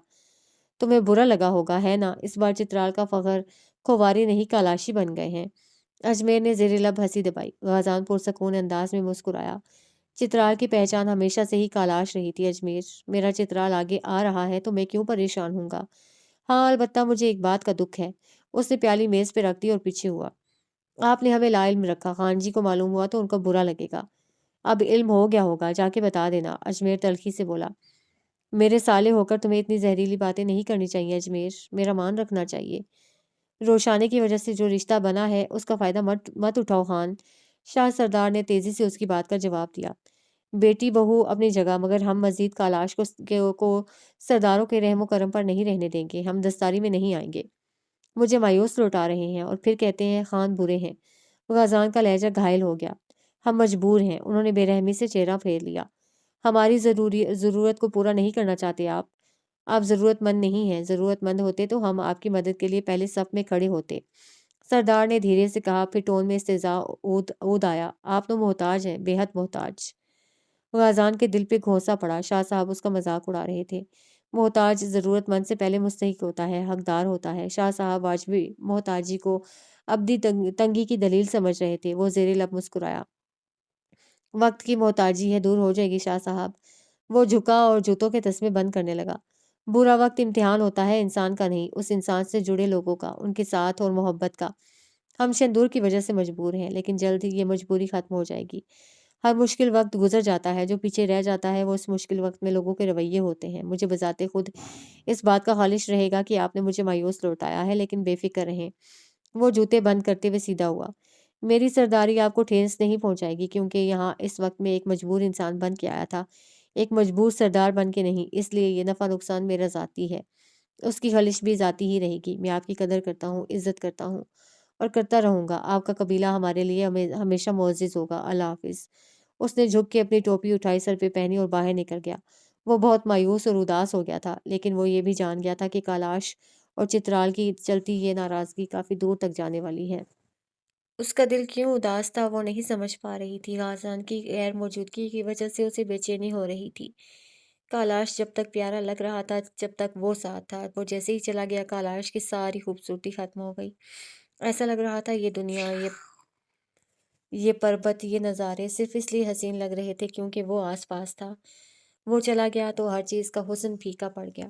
پورے سفر اس نے کیمرے کو آنکھ سے نہیں ہٹایا تھا، لیکن اب کیمرہ اس کی گردن سے لٹک رہا تھا۔ وہ منہ لٹکائے گل کے ساتھ کیلاش کی مقامی آبادی کی گلیوں میں چل رہی تھی۔ وہ دونوں گھروں کے درمیان پتھروں کی روش والی چھوٹی سی تنگ گلی میں سے گزر رہی تھی۔ وادی میں خاموشی تھی، البتہ دور دور سے کہیں کسی کے مقامی آواز میں بولنے کی آواز آ رہی تھی۔ یہاں گھروں کے سانچے مختلف تھے، کیونکہ یہاں گھر کسی میدانی علاقے کی طرح ہموار سطح پر تعمیر نہیں کیے گئے تھے، بلکہ پہاڑوں کے سینے چیر کے وقفے وقفے سے بنائے گئے تھے، جیسے مری میں ہوتے ہیں۔ یہاں بھی گھر لکڑی کے تھے، فرش اور چھتیں تک لکڑی کی بنی ہوئی تھیں۔ ماحول نم تھا، کل کی بارش نے یہاں ٹھنڈ اور خنکی دونوں بڑھا دی تھی۔ گھروں کی لکڑیاں گیلی تھیں، جن کی مہکتی ہوئی خوشبو وادی میں رچ رہی تھی۔ گلیوں میں موجود لڑکیوں کی تصویریں تم نہیں اتار سکتی، کیونکہ یہ برا مان جاتی ہیں، اور ان سے تم بات بھی نہیں کر سکتی جب تک وہ خود تم میں دلچسپی نہ لے لیں۔ گل اس کے ہم قدم چلتی اسے بتا رہی تھی۔ گلی کے کونوں خدروں میں کالاشی لباس زیب تن کیے چھوٹی لڑکیاں گھوم رہی تھیں۔ کیلاش گھومنے کے لیے زیادہ جگہ نہیں ہیں، 3-4 ہی ہیں، اور جہاں عموماً سبھی ٹورسٹ جاتے ہیں۔ غازان تمہیں گپا گپی میں لے کے آیا ہے، اس لیے ہم کچھ پلان نہیں کر سکے کہ پہلے کہاں جائیں اور بعد میں کہاں۔ اس لیے میں نے چلتے چلتے ہی تمہارے لیے سب ترتیب دے دیا ہے۔ وہ مسکراتے ہوئے کہہ رہی تھی۔ اگر یہی بات غازان کرتا تو اس کے کان بھی کھلے ہوتے اور دل بھی، مگر اس وقت وہ انتہائی بے توجہی سے اس کی بات سن رہی تھی۔ بمبوریت کے گاؤں کے عین درمیانی ایک میدانی جگہ ہے، جہاں گاڑیوں کے شیلٹر کی طرح لکڑی کے بڑے ستونوں والے شیلٹر لگے ہیں۔ وہاں پہ کالاشی اپنا مذہبی تہوار چیلم جوست مناتے ہیں۔ چیلم جوست دراصل بہار کو خوش آمدید کرنے کے لیے منایا جاتا ہے، جس میں تمام کالاشی اس مقام پر اکٹھے ہوتے ہیں۔ لڑکیاں ہم جولیاں ایک دوسرے کی کمر میں ہاتھ ہمائل کیے فٹ بال کو کک کرنے والے انداز میں تھرک رہی ہوتی ہیں۔ اس لمحے اصل کالاشی ثقافت ابھر کے سامنے آتی ہے۔ کالاشی لڑکے کسی قسم کا لباس نہیں پہنتے، وہ مقامی کپڑوں میں ملبوس ہوتے ہیں، لیکن ان کا رقص اور ان کی تھرک بھی عورتوں کے شغل کے یکساں ہوتی ہے۔ تو پہلے میں تمہیں یہاں کے مقامی کلچر کے بارے میں بتاؤں گی۔ یہاں کے لوگ کیسے ہیں، انفراسٹرکچر کیسا ہے، کھانے کیسے ہیں، لباس کیسا ہے۔ اس کے بعد میں تمہیں بمبوریت کے اس مندر میں لے جاؤں گی جہاں کالاشی اپنی میتوں کی رسمیں کرتے ہیں، پھر قبرستان لے کے جاؤں گی اور دکھاؤں گی کہ یہ لوگ اپنے مردوں کو کیسے دفناتے ہیں۔ وہ اپنی ہی لے میں کہہ رہی تھی، چونکہ وہ آگے تھی اس لیے وہ پیچھے نہیں دیکھ سکی کہ عبادہ اس کو سن بھی رہی ہے یا نہیں۔ آج یہاں فوتگی ہوئی تھی، اور گل کے مطابق اگر کوئی بزرگ ہستی فوت ہو جائے تو کالاش کی تینوں وادیاں اس میں شرکت کرتی ہیں۔ مگر یہاں در پردہ کالاشیوں کا ہجوم سا نظر آ رہا تھا۔ کہیں سے بھی ماحول سوگوار نہیں لگ رہا تھا۔ وادی میں اور سیاح بھی گھوم رہے تھے۔ گلیوں میں چلتے ہوئے کئی دفعہ غیر ملکی سیاح ان سے ٹکرائے تھے۔ کالاش شاید گل لالہ کو جانتا تھا، اس لیے ہر قدم پہ چھوٹی لڑکیاں اور بزرگ خواتین جو بالکنیوں میں یا ڈیوریوں میں بیٹھی ہوتی تھیں، وہ گل کو ہاتھ ہلا ہلا کر سلام کرتی۔ چیلم جوست کی جگہ سے اوپر وادی کی طرف آتے ہوئے اچانک ایک خاتون نے اپنے گھر کا بوسیدہ دروازہ کھولا اور باہر آئی۔ اسی لمحے وہ دونوں نیچے روش پر گزر رہی تھی۔ بوڑھی خاتون نے دونوں کو دیکھا تو ذرا سی چونک گئی، پھر تیزی سے ریلنگ کے قریب آئی۔ گل لالا، انہوں نے کچھ اس انداز سے پکارا کہ وہ گل ہوئی تو جواب دے دے گی، نہ ہوئی تو آگے بڑھ جائے گی۔ گل ان کی آواز پر رک گئی اور پلٹ کے اس طرف دیکھا۔ زرمیم دادی، وہ مسکراتے ہوئے سیڑھیاں چڑھ کے ان کے پاس گئی۔ السلام علیکم۔ वालेकुम अस्सलाम। उनकी आंखों में बेयकीनी की चमक थी। वो गुल को छूने लगीं। स्याह कालाशी पशवास पहने, सर पर सुर्ख सुर्ख टोपी रखे, गर्दन में मालाएं लटकाए वो सुर्ख और सफ़ेद खातून थीं, जिनकी गर्दन और चेहरे पर बेशुमार झुर्रियां थीं। गुल ने नरमी से उनके हाथ थाम लिए। रो क्यों रही हैं? मैं गुल लाला ही हूँ। उन्होंने आंखें बंद कर लीं और सर धीरे धीरे हिलाया। मैं जान गई थी, मुझे तो यकीन नहीं आ रहा। वो ना आवाज़ में कहने लगी। काफ़ी सालों बाद आई हो ना, इसलिए। कैसी हैं आप? दरीच बाजी कैसी हैं? और सफ़ा किधर है सारे? वो बेकरारी से कहते घर की खिड़की दरवाज़ों से यहाँ वहाँ झांकने लगी। नीचे खड़ी इबादा हैरत से उसे देख रही थी। बाकी घरों से भी ख़वातीन झांक रही थीं। वो इस लड़की के बाप की इंतहाई मशहूर थीं। ये गुल की नहीं, उसके बाप की मोहब्बत थी। अंदर हैं, तुम आओ मेरे साथ, खाना खा लो। उन्होंने मोहब्बत से इसरार किया। गुल ने पलट के इबादा को देखा। कुछ कहोगी? इबादा का बिल्कुल दिल नहीं चाह रहा था। नहीं, मेरा दिल नहीं चाह रहा। उसने पेट पे हाथ रख के इशारा किया। मेरी ताई बहुत अच्छे लोबिया चावल बनाती हैं, एक दफ़ा खाओगी तो उंगलियां चाटती रह जाओगी। उसने हिरसी लहजे में कहा। इबादा ने गहरी सांस ली। ठीक है, वो तो सिर्फ तकल्लुफ़ से मना कर रही थी। अब किसी वादी में जाकर वहाँ के बाशिंदों को तकलीफ़ नहीं देनी चाहिए। ये गाँव में रहने वाले गरीब लोग थे। अलबत्ता इनके दिलों में दुनिया समोई जा सकती थी। लेकिन फिर भी किसी की गुर्बत में आके उस पर बोझ बनकर उसकी मेहमान नवाज़ी का इम्तिहान लेना इख़्लाक़ से गिरी हुई इंतहाई बुरी हरकत है। इबादा बस ये नहीं चाहती थी। ज़मीम दादी का घर छोटा-सा था, 3 कमरे थे जिनमें एक कमरे में वो और उनकी बेवा बेटी दरीच रहती थीं, जबकि दूसरे में सफ़ा उनका बेटा अपनी बीवी के साथ रहता था। तीसरा कमरा बैठक थी, वहाँ मेहमानों के लिए कारपेट बिछाया हुआ था। दीवारों के साथ गाव तकिए लगे हुए थे, एक तरफ छोटे-छोटे संदूक पड़े थे जिन जिन पर सफ़ेद पोश बिछा हुआ था। लकड़ी की दीवारों में जगह-जगह खूंटियाँ लगी हुई थीं, जहाँ कुछ न कुछ लटक रहा था। वो बैठक को तनकीदी नज़रों से देख रही थी। ज़रमीम दादी मेरे बाबा की चौथी माँ है। चित्राल में हर तीसरी बुजुर्ग औरत उनकी माँ थी। तुम जानती हो इबादा, हमारे यहाँ एक खूबसूरत रिवाज है। गुल जो उसके साथ अकड़ों बैठी थी बताने लगी। हम किसी अजनबी औरत से मिलते हैं तो उसकी उम्र का अपने करीबी रिश्ते से मुवाजना करते हैं। फ़र्ज़ करो ज़रमीम खातून मेरे बाबा की माँ है तो मेरी क्या हुई? दादी, बिल्कुल। अगर ज़रमीम दादी की उम्र मोटी चची जितनी होती तो मैं इनको क्या कहती? चची। हाँ, वो मुस्कुराई। यहाँ ऐसे होता है, हम हर किसी को खाला, फूफो, ताई नहीं कहते। हम मुवाज़ना करते हैं उसका अपने किसी रिश्ते से, फिर अपनी उम्र से, उसके बाद उनको मुखातिब करते हैं। इबादा मुस्कुराई। कम से कम बाकी पाकिस्तान में ये रिवाज नहीं था। अपने से बड़ी हर खातून आंटी और अपने से बड़ा हर मर्द अंकल था। अंकल और आंटी और अंकल जो अंग्रेज़ी के लफ्ज़ हैं, उनमें वो तासीर कहाँ जो फूफो जान, खाला जान या चची जान कहने में है। ज़मीम दादी ने दोनों की खूब पेट पूजा कराई, चाय से लेकर खाने तक उन्होंने लवाज़मात की भूचाड़ कर दी। उनकी बेवा बेटी ने दिल खोलकर दोनों के लिए मुख्तलिफ अनवाओ इक़साम के खाने बनाए। वो दोनों इतनी ज़हमत नहीं देना चाहती थीं, लेकिन कालाशी बहुत मेहमान नवाज़ थे। वो किसी तरह मेहमानों को खाली पेट नहीं जाने देते थे, खाली पेट मतलब जिसमें एक निवाले की गुंजाइश भी ना छोड़ते थे। ये ज़्यादा नहीं खिलाते थे, ये ज़्यादा बनाते थे। मसलन आपके सामने अगर 2 खाने हों तो दोनों को पूरा खा के आपका पेट फुल होगा, लेकिन अगर आपके सामने 10 खाने पड़े हों, आप 1-2 लुक़मे लेंगे तो भी पेट भर जाएगा। इसलिए यहाँ के लोग ज़्यादा खाने बनाते थे ताकि एक-एक निवाला तकल्लुफ़ और ज़बरदस्ती से मेहमान को खिलाकर उनका पेट भर लेंगे। दोपहर की पेट पूजा वहीं हो गई थी। इबादा ने निकलते वक़्त दस्तरख़्वान के नीचे कुछ पैसे रख दिए थे जो इन खानों का बिल था। वो जानती थी कि कैलाश का कुल सरमाया उनका सियाहती बजट है जो उनको मिलता है, इन्हीं उन्हीं सयाहों से मिलता है, इसलिए वो गैरत और खुददारी से खुद तो कुछ नहीं माँगते, लेकिन उनको पैसों की हाजत ज़रूर होती है। नीम दोपहर तक वो दोनों गलियों में भटकती रहीं। इबादा की टाँगें थक गई थीं, गुल अलबत्ता चौकस थी। ये सारी वादी सारी चढ़ाई थी और चढ़ाई मुसलसल चढ़ने से घुटने जवाब दे जाते हैं। ये तो इबादा की विल पावर थी जिसने अभी तक उसे ज़िंदा रखा था। गुल उसे अंगूरों के खूबसूरत बाग दिखाना चाहती थी जो उसके बाबा का अज़ीज़ तरीन बाग था, और अंगूरों के मौसम में वो बारहा यहाँ आते थे और अपने दोस्त हुसैन मगसी के साथ पूरी दोपहर अंगूरों की सब्ज़ बेलों के नीचे गुज़ारते थे। तब गुल लाला भी उनके साथ आती थी। तुमने यहाँ घर देखे? ये पहाड़ी घरों जैसे ही हैं, कुछ मुख्तलिफ नहीं सिवाय इसके कि यहाँ जगह-जगह सीढ़ियाँ देखने को मिलेंगी, और ऐसी सीढ़ियाँ जो सीमेंट और गारे से नहीं बनी होती, बल्कि वो रुक गई और पलट के उसे देखा। देखना चाहोगी कैसी होती हैं? वो ऐसे बोली जैसे सरप्राइज़ देते वक़्त बोलते हैं। इबादा ने थकान से सर हिलाया। एकदम ही गुल एक तरफ हो गई। सामने 6 फुट की चारदीवारी थी जिसकी मुंडेर से जमीन तक एक मोटी लकड़ी टिकी हुई थी। उस लकड़ी के तने में जगह जगह पे पैर रखने के लिए गड़े से बनाए बनाए गए थे, एक के बाद एक। ये सीढ़ी है? वो टॉन्ट करने लगी। जी जी, सीढ़ी ही है, चलो तुम्हें चढ़ना सिखाऊं। गुल ने लकड़ी का तना पकड़ा और गड्ढे में एक पैर रख दिया। सिखाने की जरूरत नहीं, आसान है चढ़ना। इबादा कंधे अकड़ा के बोली तो गुल जो चढ़ रही थी ठहर गई और पलट के उसे देखा। Are you sure? Any doubt? तुम चढ़ सकती हो? गुल के अंदाज में चैलेंज था। बिल्कुल। ठीक है, फिर पहले तुम चढ़ोगी। वो उसे ललकारते हुए नीचे उतर आई। ओके। इबादा ने आस्तीन फोल्ड की और जारहाना अंदाज में लकड़ी की तरफ बढ़ी। उसने लकड़ी को दोनों तरफ से पकड़ लिया और गड्ढे में पैर रखा, लेकिन जैसे ही उसने गड्ढे वाले पैर में जोर डाल के जमीन वाला पैर ऊपर उठाया, लकड़ी हिल गई। वो धड़ाम करके नीचे कूदी। ये हिल रही है, वो किसी बच्चे की तरह शिकायती अंदाज में तेजी से बोली।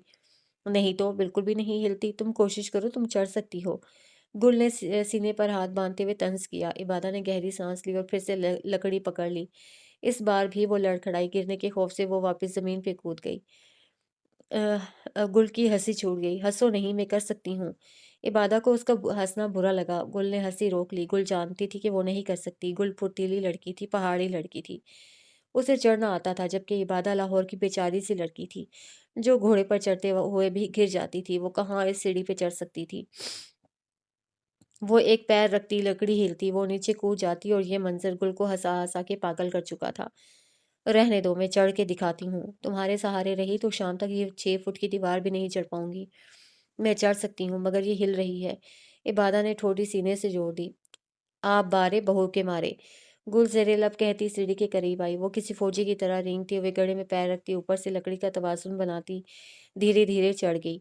दीवार के पार हमवार जमीन का कता था, जहाँ खाली सा मैदान था। वो मुंडेर पर खड़ी हुई और नीचे नीचे झांका। आओ। इबादा ने सर उठा के ऊपर देखा, फिर दोनों लब आपस में कुचले और लकड़ी का तना इसी तरह पकड़ लिया।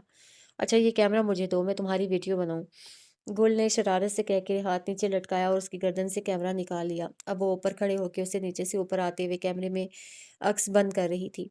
इबादा के लिए पहले 2 गड़े मुश्किल थे। तीसरे गड़े में पे पैर पड़ा तो वो समझ गई कि लकड़ी सिर्फ नीचे से हिल रही थी।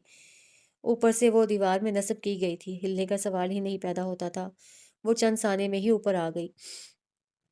ऊपर आते ही उसने हाथ झाड़े। गुल उसकी वीडियो बना रही थी। अब बस भी करो, आ गई हूँ मैं ऊपर। वो कैमरे पर हाथ रख के बुरा मना के बोली। उसे सांस चढ़ गया था, वो हाँफ रही थी। कितना आसान था ना। गुल ने एक बार फिर शरारत से लब काटे। सांस तो ऐसे चढ़ रहा है जैसे 10 किलो वजन भी ऊपर लेके आई हो। मोटी मोटी। इबादा घूम घूम गई। तुम्हें मैं मोटी लगती हूँ? डॉक्टर को दिखाओ आंखें। वो जल के बोली। अच्छा अच्छा, तुम पतली, मैं मोटी। हुश। इबादा ने उससे कैमरा छीन लिया। गुल की हंसी रुक नहीं रही थी। तुम ये वीडियो अपने घर वालों को दिखाना, वो तुम्हारी बहादुरी देख के बहुत सराहेंगे। Shut up. उसने कैमरे से वीडियो डिलीट कर दी। कैलाश के लोग घरों में दुबके हुए थे। गर्मी थी, धूप तेज थी। गांव में लोग 11 बजे खाना खा के जोहर तक सोते हैं। यहाँ भी गालिबन सब सो रहे थे। मैदान जहाँ वो चढ़ी थी के सामने कुछ बागात थे, अंगूर और खुबानियों के बागात। इन बागों के गिर्द ईंधन की पहाड़ लगी हुई थी। इबादा ने हाथ का छज्जा बनाकर भौंहों पर रखा। ये है वो बाग? हाँ, वो पूरे मान से बोली। आज़ाद बाग, बाबा के दोस्त हुसैन मगसी के बाग। इबादा की नज़रों ने दाएं से बाएं इस बाग की वसअत का अंदाज़ा किया। वो कोई मामूली रकबे का चंद दरख्तों वाला बाग नहीं था। वो तवील कताई अराजी पर फैला, निगाहों के ओझल होने पर जारी रहने वाला बाग था, जिसमें ऊंचे ऊंचे दरख्त लगे थे और अंगूर की बेलें इस तरह झुकी हुई थीं कि अंदर गुप अंधेरा छाया हुआ था। वो मसहूर अंदाज में कदम उठाती बाग की बाड़ के करीब आई। बाड़ छोटी सी 4 दीवारी थी, जिसके सिरे पर ईंधन लगाई हुई थी। कीकर के नोकीले कांटे जगह जगह से चांक रहे थे। गुल उसके शाने खड़ी हो गई। बाग के अंदर शहद की मक्खियों और भीड़ों की भिनभिनाने की आवाजें आ रही थीं। बल खाती बेलों से अंगूर के होशे लटक रहे थे, सब्ज, सुर्ख, स्याह और जामनी अंगूर। इबादा ने जिंदगी में पहली बार अंगूर का बाग देखा था। क्या हम इसे तोड़ सकते हैं? इबादा ने पूछा। कोई नजर तो नहीं आ रहा, इस तरह तोड़ा तो चोरी हो जाएगी। गुल ने यहाँ वहाँ देखते हुए बताया। इबादा का चेहरा मायूस हो गया। गुल ने उसके लोमड़ी जैसे तासुरात देखे। अंगूर खट्टे हैं वाली लोमड़ी के। चोरी करना बुरी बात होती है, लेकिन जब मजबूर हो जाएं तो न सिर्फ चोरी जायज़ है बल्कि कत्ल भी। गुल ने उसके कंधे पर हाथ रखा। ये किसका कौल है? वो गुस्से से बोली। शैतान बिन इबलीस का। इबादा उसकी तरफ मुड़ी। कुछ ज्यादा नहीं सुनती तो तुम अपने पीरो मुर्शिद की? کیا کروں، پیٹ کا سوال ہے۔ اس نے آنکھ کا کونا دبایا۔ عبادہ ہنس پڑی۔ دونوں اس مکالمے کے بعد کچھ دیر تک خاموش رہیں، باغات کو دیکھتی رہیں جہاں سے بچوں کی آوازیں آ رہی تھیں، جو شاید نیم دوپہر میں چھاؤں تلے کھیل رہے تھے۔ دھوپ میں کھڑے ہونے کی وجہ سے پسینہ آ گیا تھا، ماتھے پر چند بوندیں چمکنے لگی تھیں۔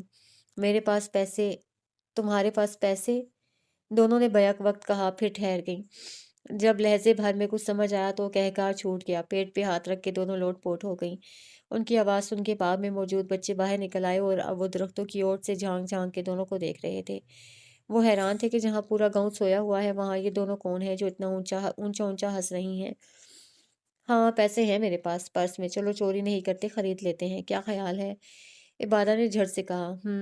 گل نے سر ہلایا، پھر دیوار پہ ہاتھ رکھ کے ایڑیاں اٹھائیں اور ایندھن کے آر پار دیکھا جہاں درختوں کی اور سے کچھ بچے جھانک رہے تھے۔ ان میں ایک 14-15 سال کا لڑکا بھی تھا جس کے تاثرات میں بہت تلخی نظر آ رہی تھی۔ درختوں کے پتے ہل رہے تھے، ہلکی مگر گرم ہوا چل رہی تھی۔ سنو، پھل بیچو گے؟ گل نے ذرا زور سے اسے مخاطب کیا۔ وہ بڑا لمبا سا لڑکا قریب آیا۔ نہیں، ہم بیچ نہیں سکتے، یہ آرڈر کے لیے ہیں۔ لڑکا جس کی سنہری مسیں بھیگ رہی تھی ذرا کروفر سے بولا۔ مگر ہمیں بھوک لگی ہے، ہمیں چاہیے۔ کم کھواری، اپنا کھانا ساتھ لے کے آیا کرو، ہمارے باغ تمہارے باپ کی ملکیت نہیں۔ لڑکا بھڑک اٹھا۔ کیا کہا؟ ایک گل ایک لمحے کے لیے بھونچکی رہ گئی۔ وہی جو تم نے سنا، ہم اپنے پھل نہیں بیچیں گے، جاؤ یہاں سے۔ تم اپنے گاہک سے اس طرح پیش آؤ گے؟ گل نے صدمے سے اسے دیکھا۔ ہم خریدیں گے، تم جتنے کا بیچنا چاہو، ہم چھین نہیں رہے، اور اگر نہیں دینا چاہتے تب بھی مرضی تمہاری، لیکن اس سب کی آڑ میں نسل پرستی اور ذات پات کی نفرت دل میں پالنا اچھی بات نہیں ہے۔ ہم قبضہ مافیا نہیں ہیں، تمہارے منتخب کردہ سردار ہیں، تمہارے خیر خواہ ہیں۔ وہ اب کے بار بولی تو لہجے میں نرمی تھی۔ عبادہ کو مقامی بولی سمجھ نہیں آ رہی تھی۔ ہم نے تمہیں منتخب نہیں کیا اور نہ ہی کریں گے، تم سردار ہو لیکن بدنام۔ خلیل، اس سے پہلے کہ وہ لڑکا مزید کوئی عتاب دکھاتا، ایک زنانہ آواز نے اس کو بری طرح ٹوکا۔ وہ ایک کالاشی خاتون تھی جو یہ سب سن رہی تھیں۔ وہ جتنی تیزی سے لڑکے کے پاس آئی تھیں، عبادہ چونک گئی تھی۔ تمہیں کس نے حق دیا ہے بدتمیزی کرنے کا؟ جاؤ اندر جا کے اپنی پڑھائی کرو، نیری دوپہر اسکول سے آتے ہیں اور باغ میں چھپ جاتے ہیں، جاؤ گھر جاؤ۔ چلو، وہ لڑکے کا ہاتھ پکڑ کے اسے دھکا دیتے ہوئے بولی۔ لڑکے کا تیش کم ہونے میں نہیں آ رہا تھا۔ وہ گل کو لہو فشاں نظروں سے دیکھتا ہوا بادل خواستہ وہاں سے ہٹا تھا۔ معذرت سردار، معذرت، بچہ ہے، غلطی ہو گئی، اسے معاف کر دیں۔ خاتون پشیمانی سے بولی۔ معافی کی کوئی بات نہیں ہے، لیکن اپنے بچوں کے دل میں ایسی باتیں کیوں ڈال رہی ہیں جن کا حقیقت سے کوئی لینا دینا نہیں؟ کیوں انہیں یہ بتا رہے ہیں کہ ہم ان کے دشمن ہیں؟ ہم نے کالاش کو نقصان پہنچایا ہے؟ وہ پچکارتے ہوئے لہجے میں بولی۔ اسے لڑکے کے لہجے سے مایوسی ہوئی تھی۔ حقیقت کچھ بھی نہ ہو سردار تو کچھ نہ کچھ ہوتی ہے، وہ طنز بھرے لہجے میں کہنے لگی۔ ساری دال نہ صحیح، کچھ نہ کچھ تو اس میں کالا ہوتا ہی ہے۔ خیر آپ اندر آئیں، پھل میں دیتی ہوں۔ نہیں چاہیے، گل نے ہاتھ کھڑا کیا۔ ہم نہیں لیں گے، آپ زحمت نہ کریں، شکریہ، ہم چلتے ہیں۔ نہیں سردار، ایسے نہ جائیں، میرے بیٹے کو معاف کر دیں، بچہ ہے، غلطی ہو گئی ہے۔ خاتون ایندھن کے پار تھیں، اس طرف نہیں آ سکتی تھیں، اس لیے تیزی سے بولیں۔ نہیں، ہم کہیں اور سے لے لیں گے، شکریہ، چلو عبادہ۔ وہ عبادہ کا ہاتھ پکڑ کے اپنے ساتھ باغ کے نشیبی راستے لے گئی جو نیچے جا رہا تھا۔ راستہ دہلوانی تھا جہاں دونوں طرف پتھروں کی 5-5 فٹ کی چار دیواری تھی۔ یہ راستہ کالاشی بازار جاتا تھا۔ گل کا موڈ بری طرح آف ہو گیا تھا۔ کیا ہوا، سب ٹھیک ہے؟ تھوڑا دور جا کے عبادہ نے پوچھا۔ گل نے قطعیت سے کہا۔ پھل کیوں نہیں دیے انہوں نے؟ کیونکہ ہم خریدنے تھوڑے ہی گئے تھے، ہم تو پورا باغ ہڑپ رہے تھے۔ وہ تنفر سے بولی۔ کیا مطلب، میں سمجھی نہیں۔ گل نے گہری سانس لی اور ٹھہر گئی۔ کالاش، یہ وادی صرف ٹورسٹ کے لیے ہے، وہ لوگ جو باہر سے آئیں، یہ چترال کے لوگوں کے لیے نہیں ہے۔ یہاں کے لوگ ہمارے قبیلے کو اپنا دشمن سمجھتے ہیں اور یہ پچھلے چند سالوں سے ہو رہا ہے۔ حالانکہ چچا جان نے روشانی آپا کا رشتہ یہاں کے سردار قبیلے میں دے کر اس خلیج کو ختم کرنے کی کوشش کی ہے، لیکن یہ لوگ پھر بھی ویسے ہی خیالات رکھتے ہیں۔ لیکن کیوں؟ کیونکہ ان کو لگتا ہے کہ ان کی وادی، ان کا کلچر، ان کے لوگ اور ان کی ثقافت کو ہم نے نقصان پہنچایا ہے، اور چونکہ ہم سردار ہیں تو ہمیں ان کے ورثے کے تحفظ کے لیے اقدامات کرنے چاہیے جو ان کے خیال سے ہم نہیں کر رہے۔ ان کو ایسا کیوں لگتا ہے؟ پتہ نہیں، حالانکہ یوسف خان جی اور بابا نے ان کے لیے بہت کچھ کیا ہے۔ یہ پل جس سے ہم گزر کے آئے ہیں، یہ بھی بابا نے منظور کروایا تھا۔ ان کے قبرستان اور میوزیم کی منظوری بھی بابا نے دی تھی۔ اس کے علاوہ باقی مسائل جو وقت کے ساتھ ساتھ آتے ہیں، ہم سب کو دیکھ رہے ہیں۔ لیکن یہ لوگ دل میں ہمارے لیے عزت نہیں رکھتے۔ وہ افسوس سے بولی۔ وہ دیوار کے قریب درخت کی چھاؤں میں کھڑی تھیں۔ تم لوگ بات کرو یہاں کے سردار سے، ان کو بٹھاؤ اور پوچھو ان کو کیا تحفظات ہیں، وہ جو کرانا چاہتے ہیں وہ اقدامات کرو۔ مسئلہ یہ نہیں ہے عبادہ، اسے تھکی تھکی سانس نکالی۔ مسئلہ کچھ اور ہے، یہ ڈومیسٹک پالیٹکس ہے، گھریلو سیاست۔ یہاں مسئلہ اور خلش کچھ اور ہوتی ہے، اسے رنگ کسی اور چیز کا دیا جاتا ہے اور بھڑاس کہیں اور سے نکلتی ہے۔ کیا مطلب؟ مطلب کہ یکدم وہ رک گئی، ٹھنڈی سانس لی۔ پہلے کچھ کھا لیتے ہیں پھر بتاتی ہوں۔ اس کا شاید موڈ ٹھیک نہیں تھا ہو رہا تھا، اس لیے کھٹے دل سے بولی۔ ٹھیک ہے لیکن کھائیں گے کہاں سے؟ عبادہ نے اس ویرانے میں یہاں سے وہاں نگاہ دوڑائی۔ ریستوران میں، گل نے واپس راستے ناپتے ہوئے دھیرے سے کہا۔ وہ دونوں کالاش بازار کے ایک ریستوران میں لکڑی کی کرسیوں پر آمنے سامنے بیٹھی ہوئی تھیں۔ یہ عین بازار کے درمیان چھوٹی سی دکان تھی جہاں پردہ کر کے ایک طرف عورتوں اور دوسری طرف مردوں کے لیے جگہ بنائی گئی تھی۔ عبادہ کا چہرہ سڑک کی طرف تھا جبکہ گل کی پشت تھی۔ باہر گلی میں شور تھا، لوگ گزر رہے تھے۔ کھانا سرو تھا۔ وہ دونوں رونی نان کے ساتھ بچڑے کی کڑھائی کھا رہی تھیں۔ بچڑے کا وہ گوشت جسے 3 ماہ پہلے سکھایا گیا تھا۔ نمک اور مرچ تیز تھی لیکن ذائقہ اچھا تھا۔ کالاش کا دوسرا نام کافرستان ہے، یعنی کافروں کے رہنے کی سرزمین۔ یہ ہندو آریائی لوگ ہیں، ویدک فلسفوں کو مانتے ہیں، براہمن اور براہماتما پر یقین رکھتے ہیں جیسے ہندو رکھتے ہیں۔ گل کے بتانے پر اس نے دھیان بھٹکا دیا۔ یہی ان کا مذہب ہے، جیسے چترال کی زیادہ تر آبادی کا مذہب اسماعیلی ہے، اسی طرح جیسے اسلام ہے۔ لیکن مسلمان انہیں اچھی نظر سے نہیں دیکھتے، ان کے رسوم، ان کے تہوار اور ان کے رواجوں کو برا مانتے ہیں، جس کی وجہ سے یہ سائڈ پہ ہو گئے ہیں۔ ان کی آبادی کم ہونے کی وجہ سے وجہ بھی یہی نظر اندازی ہے۔ ان کو لگتا ہے سردار ان کو نظر انداز کرتے ہیں؟ عبادہ نے تعجب سے پوچھا۔ کم آن عبادہ، سردار کوئی نمبردار نہیں ہوتا جس کے پاس حکومت کی طرف سے پیسہ آ رہا ہو اور وہ مقامی ضرورتوں پر خرچ کرتا ہو۔ یہ قبائلی انعام ہوتے ہیں جو صرف اس انسان کو ملتے ہیں جس کے پاس پیسہ اور پاور ہوتا ہے۔ ہم کالاش پہ خرچ کرتے ہیں لیکن ان کے ورثوں کو ہاتھ نہیں لگا سکتے، قانونی طور پر جائز نہیں۔ اس کے لیے حکومتی اقدامات کی جاتی ہیں، اوپر سے پیسہ آتا ہے، مگر یہ بات کالاشی نہیں سمجھتے۔ ان کو لگتا ہے کہ ہم جان بوجھ کر ان پر خرچ نہیں کرتے اور وجہ یہ بتاتے ہیں کہ ہم غیر مسلم ہیں اس لیے۔ گل نے تمسخر سے شانے اچکائے۔ اسی لمحے عبادہ کی نظر باہر پڑی جہاں سامنے والی دکان جو کہ جوتوں کی تھی، وہاں کوئی بیٹھا ہوا تھا جو بالکل اس طرف دیکھ رہا تھا۔ چہرے پر ڈاکٹر ماسک تھا، اس کی ترچھی نظریں شیشے کے پار سے اندر آ رہی تھیں۔ اس نے سیاہ شلوار قمیض پہنی ہوئی تھی۔ اس کے اس طرح دیکھنے سے عبادہ جھنجھلا گئی۔ یونیسکو نے حکومت پاکستان سے اس کی بابت شکایت کی تھی کہ ہماری وفاقے کی عدم توجہ کی وجہ سے کالاش کی آبادی اور اس کی ثقافت ختم ہو رہی ہے۔ ہمیں اس کا سدباب کرنا چاہیے، مگر کوئی اس طرف خاطر ہوا توجہ نہیں دیتا۔ بھٹو وہ پہلا حکمران تھا جس نے کالاش پر توجہ دی تھی، اس کے بعد سے کسی نے اس طرف دھیان نہیں کیا۔ وہ بوٹی سے گوشت نوچتے ہوئے کہہ رہی تھی۔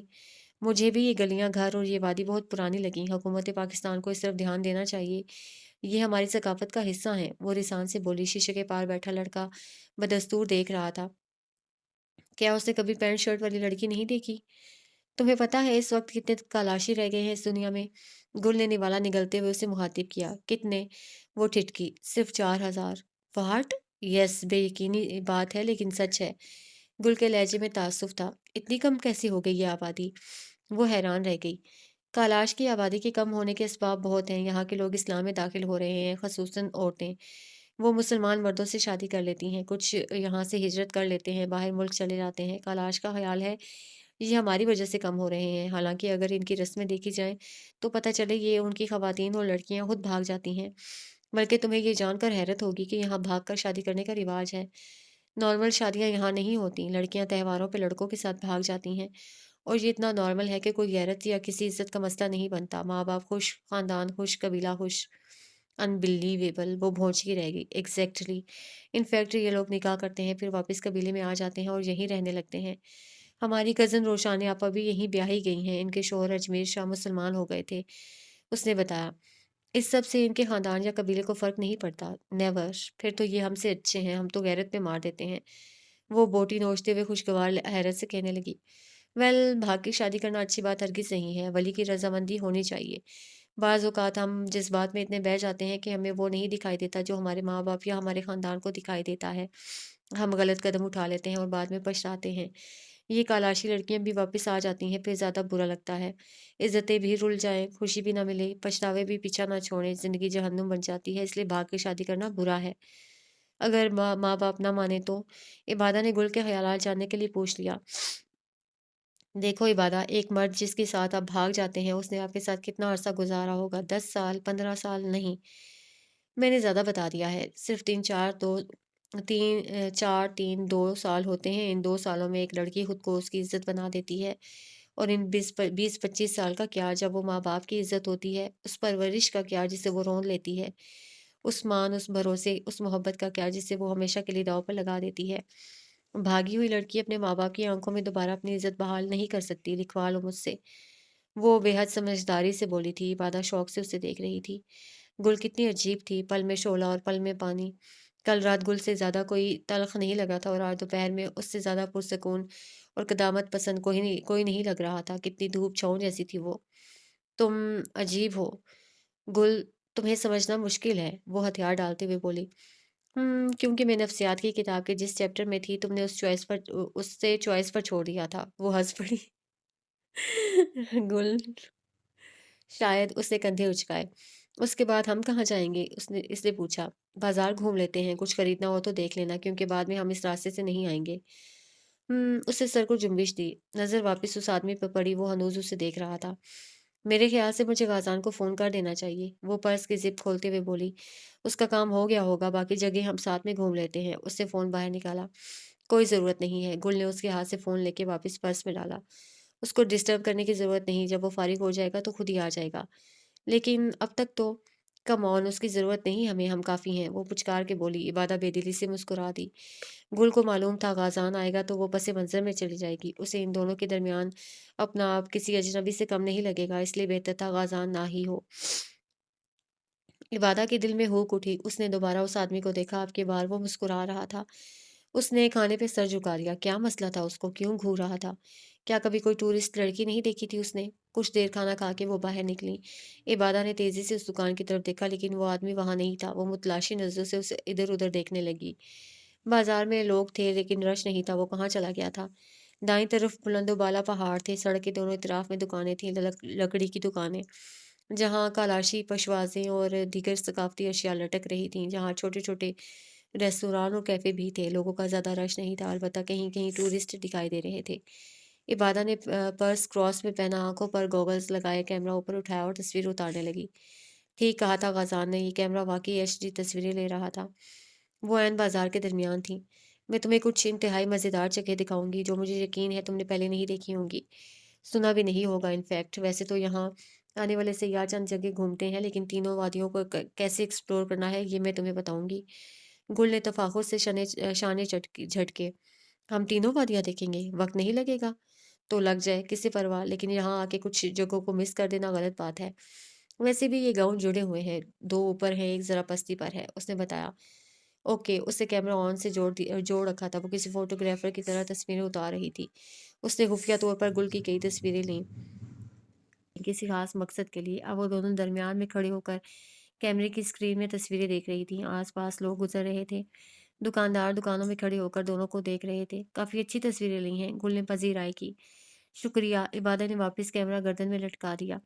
دفتن اس کی نظر سامنے دکان پر پڑی جس کے باہر ہینگرز میں کالاشی پشوازے اور ٹوپیاں، پرس وغیرہ لٹکے ہوئے تھے۔ وہ جب سے یہاں آئی تھی اس نے کچھ نہیں خریدا تھا۔ وہ کچھ سوچتے ہوئے سیدھا اندر چلی گئی۔ گل اس کے پیچھے آئی۔ دکان میں پہلے ہی 2 انگریز سیاح موجود تھے، ایک لڑکی اور ایک لڑکا۔ لڑکے نے شارٹس اور ٹی شرٹ پہنی ہوئی تھی، اس کی کمر پہ بیگ پیک لدا ہوا تھا۔ لڑکی البتہ کاٹن کے ٹکڑوں تک آتے گاؤن میں ملبوس تھی۔ وہ لڑکے کے بازو میں ہاتھ ڈالے پریشان کھڑی تھی۔ وہ دونوں شاید میاں بیوی تھے۔ وہ دکاندار جو کالاشی عورت تھی اس سے ایک کالاشی ٹوپی خریدنے پر بحث کر رہے تھے۔ انگریز ٹوٹی پھوٹی اردو میں خاتون کو پیسے کم کرنے کا کہہ رہے تھے۔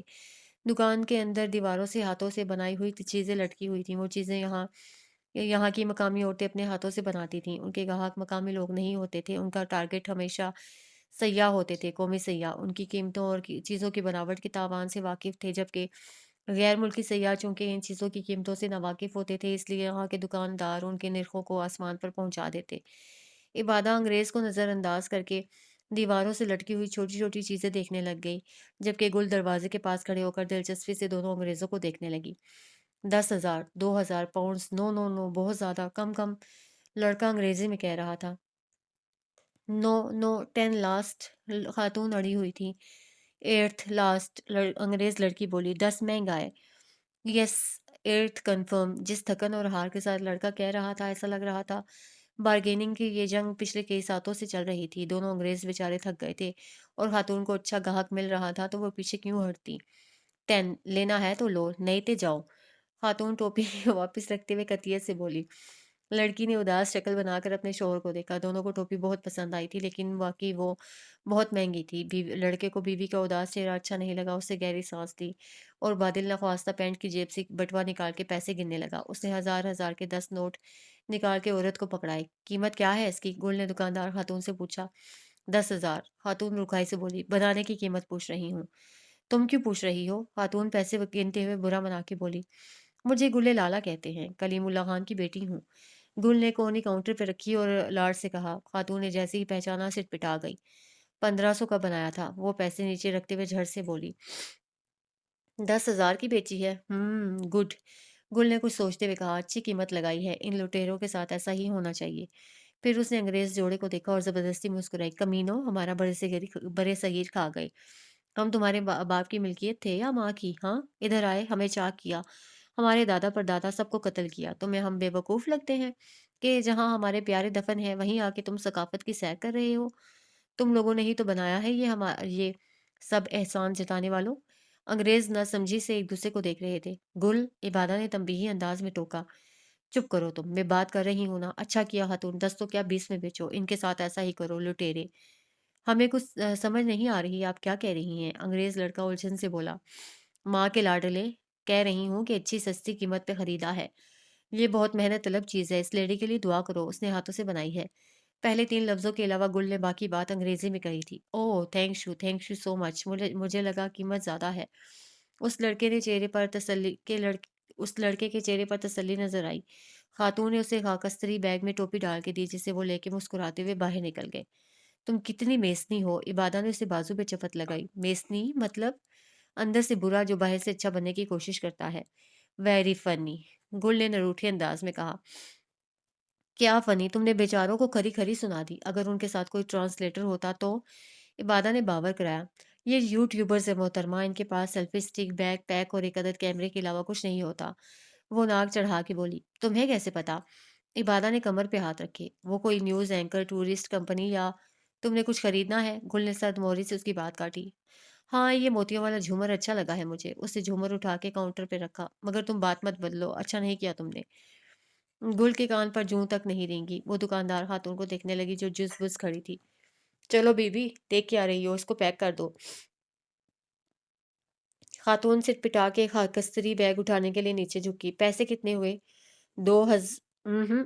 ان کو 10,000 میں لوٹا ہے، ہمیں مفت میں دینا ہوگا۔ گل نے تنبیہ کی۔ نہیں، بالکل بھی نہیں، مفت کی چیز نہیں لیتی میں، آپ قیمت بتائیں۔ 2,51,244 روپے۔ گل ڈرامائی انداز میں ہانک کے بولی، پھر ٹھہر کے اسے دیکھا۔ ہیں کیا تمہارے پاس مس سلیم؟ اتنے تو نہیں ہے، لیکن جتنے کا یہ ہے اتنے ضرور ہیں۔ وہ بھی گردن اکڑا کے بولی۔ آپ قیمت بتائیں۔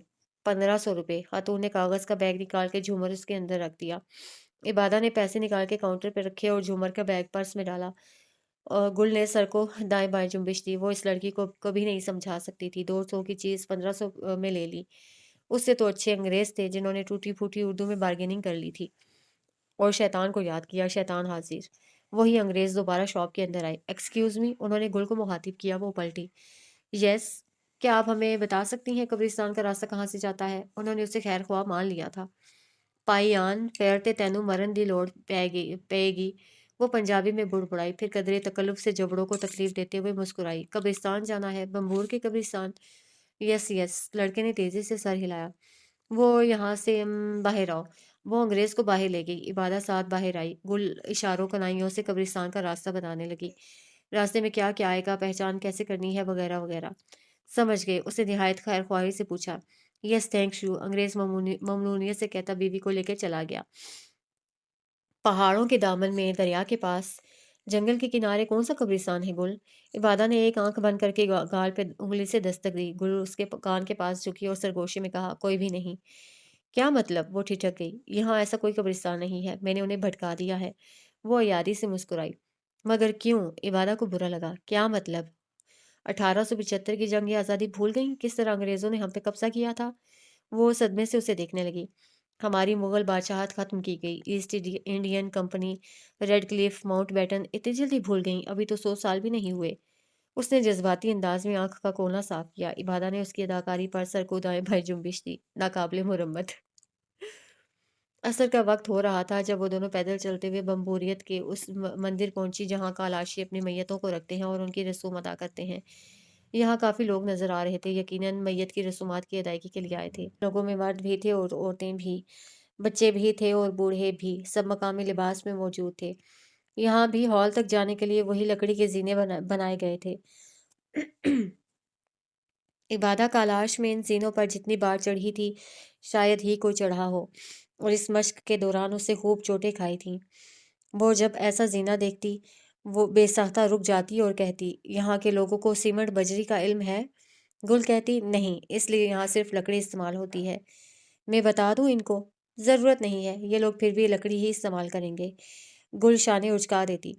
तो तुम लोग बना दो, तुम तो सरदार हो, वो जताती।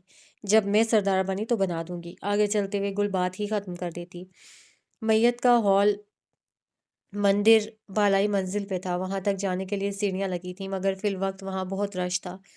इन दोनों ने सीमेंट से बनी सीढ़ियों पर चढ़ने के बजाय एक लंबे रास्ते, छत दर छत टिकी लकड़ी के जीनों का इंतखाब किया। यहाँ भी लोगों का हजूम था, लेकिन वो सब तमीज से चढ़ रहे थे। उनके चढ़ने का अंदाज ऐसा था जैसे कोई बंदर लटक लटक के टहनियाँ पकड़ता हुआ चढ़ रहा हो। वो दोनों भी लोगों के साथ की तार में लग गईं। तुम्हें लगता है ये लोग हमें अंदर जाने देंगे और हमें कुछ नहीं कहेंगे? इबादा ने गुल के जो आगे खड़ी थी कान के करीब होके धीरे से पूछा। मुझे तो कोई कुछ नहीं कहेंगे क्योंकि मैं सरदार के घराने से हूँ, अलबत्ता तुम। वो कहते कहते मुड़ी। इबादा सांस रोक के उसे देख रही थी। मैं क्या? कालाशी सयाहों की बड़ी कदर करते हैं और उन्हें मोहब्बत की नज़र से देखते हैं, इसलिए मुझे शायद मुंह ना भी लगाएं लेकिन तुम्हारी खिदमत ये अच्छे से करेंगे। वो उसे खौफजदा करने लगी। मेरे ख्याल से हमें बाद में आना चाहिए था। यहाँ फौतगी हुई है, ये लोग गम में होंगे। हम मंदिर फिर कभी देख लेते। गुल। वो फौरन से पेशतर पशेमान होने लगी। गुल ने उसकी बात सुन के फलक शगाफ के कहका लगाया।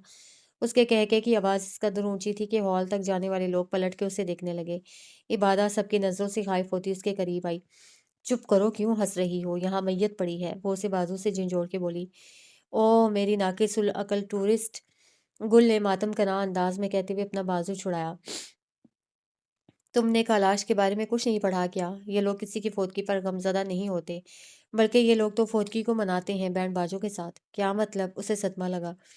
मतलब ये कि यहाँ औरत के लिए एक दिन और मर्द के लिए ढाई ढाई दिन की सेलिब्रेशन रखते हैं, जहाँ ये लोग मैयत के इर्द गिर्द खड़े होकर मकामी नाच गाना करते हैं और उसकी मौत पर खुशी मनाते हैं। मैयत पे खुशी? इबादा चकरा सी गई थी। तुम खुशनसीब हो जो तुम्हें ये सब यहाँ आंखों से देखने का मौका मिल रहा है। कालाशियों की जिंदगियां काफ़ी लंबी होती हैं। ये लंबी उम्र में मरते हैं, इसलिए कम तरीन ही किसी को ये रसूमात देखने का मौका मिलता है। लेकिन तुम अच्छी किस्मत लाई हो। वो मंदिर तक जाने वाली सीढ़ियों पर चढ़ रही थी। मंदिर बालाई मंजिल पर था। लकड़ी के बड़े बड़े सतूनों के साथ लोग खड़े नजर आ रहे थे। कालाश वैदिक मजहब के पैरोकार हैं। ये रगवेद की तालीमात मानते हैं, जो हिंदुओं की अजीम किताब है। इस किताब में अहले रगवेद फितरत को पूछते हैं। फितरत में पेश आमदा अजाब जैसे तूफान, आंधी, सुनामी वगैरह और नेमते जैसे बारिश, गल्ला माल, मवेशियों की पूजा करते हैं। तुम लाइव देखोगी कि किस तरह कैलाश अपनी फोदकियों को मनाते हैं। हैरत से फटना नहीं, क्योंकि शायद ऐसा मंजर तुमने पहले ना देखा हो। लेकिन ये दुनिया की वाहिद कौम है जो अपने प्यारों के बिछड़ने पर खुशी मनाती है। ऊपर आके गुल तासुफ से बोली। इबादा को सांस चढ़ चुका था। हॉल मुस्ततील था। फर्श, छत और दरवाजे सब लकड़ी के थे। मरकजी दरवाजा बड़ा था, जिसके दोनों तरफ लकड़ी से बने घोड़े के सर लटके हुए थे।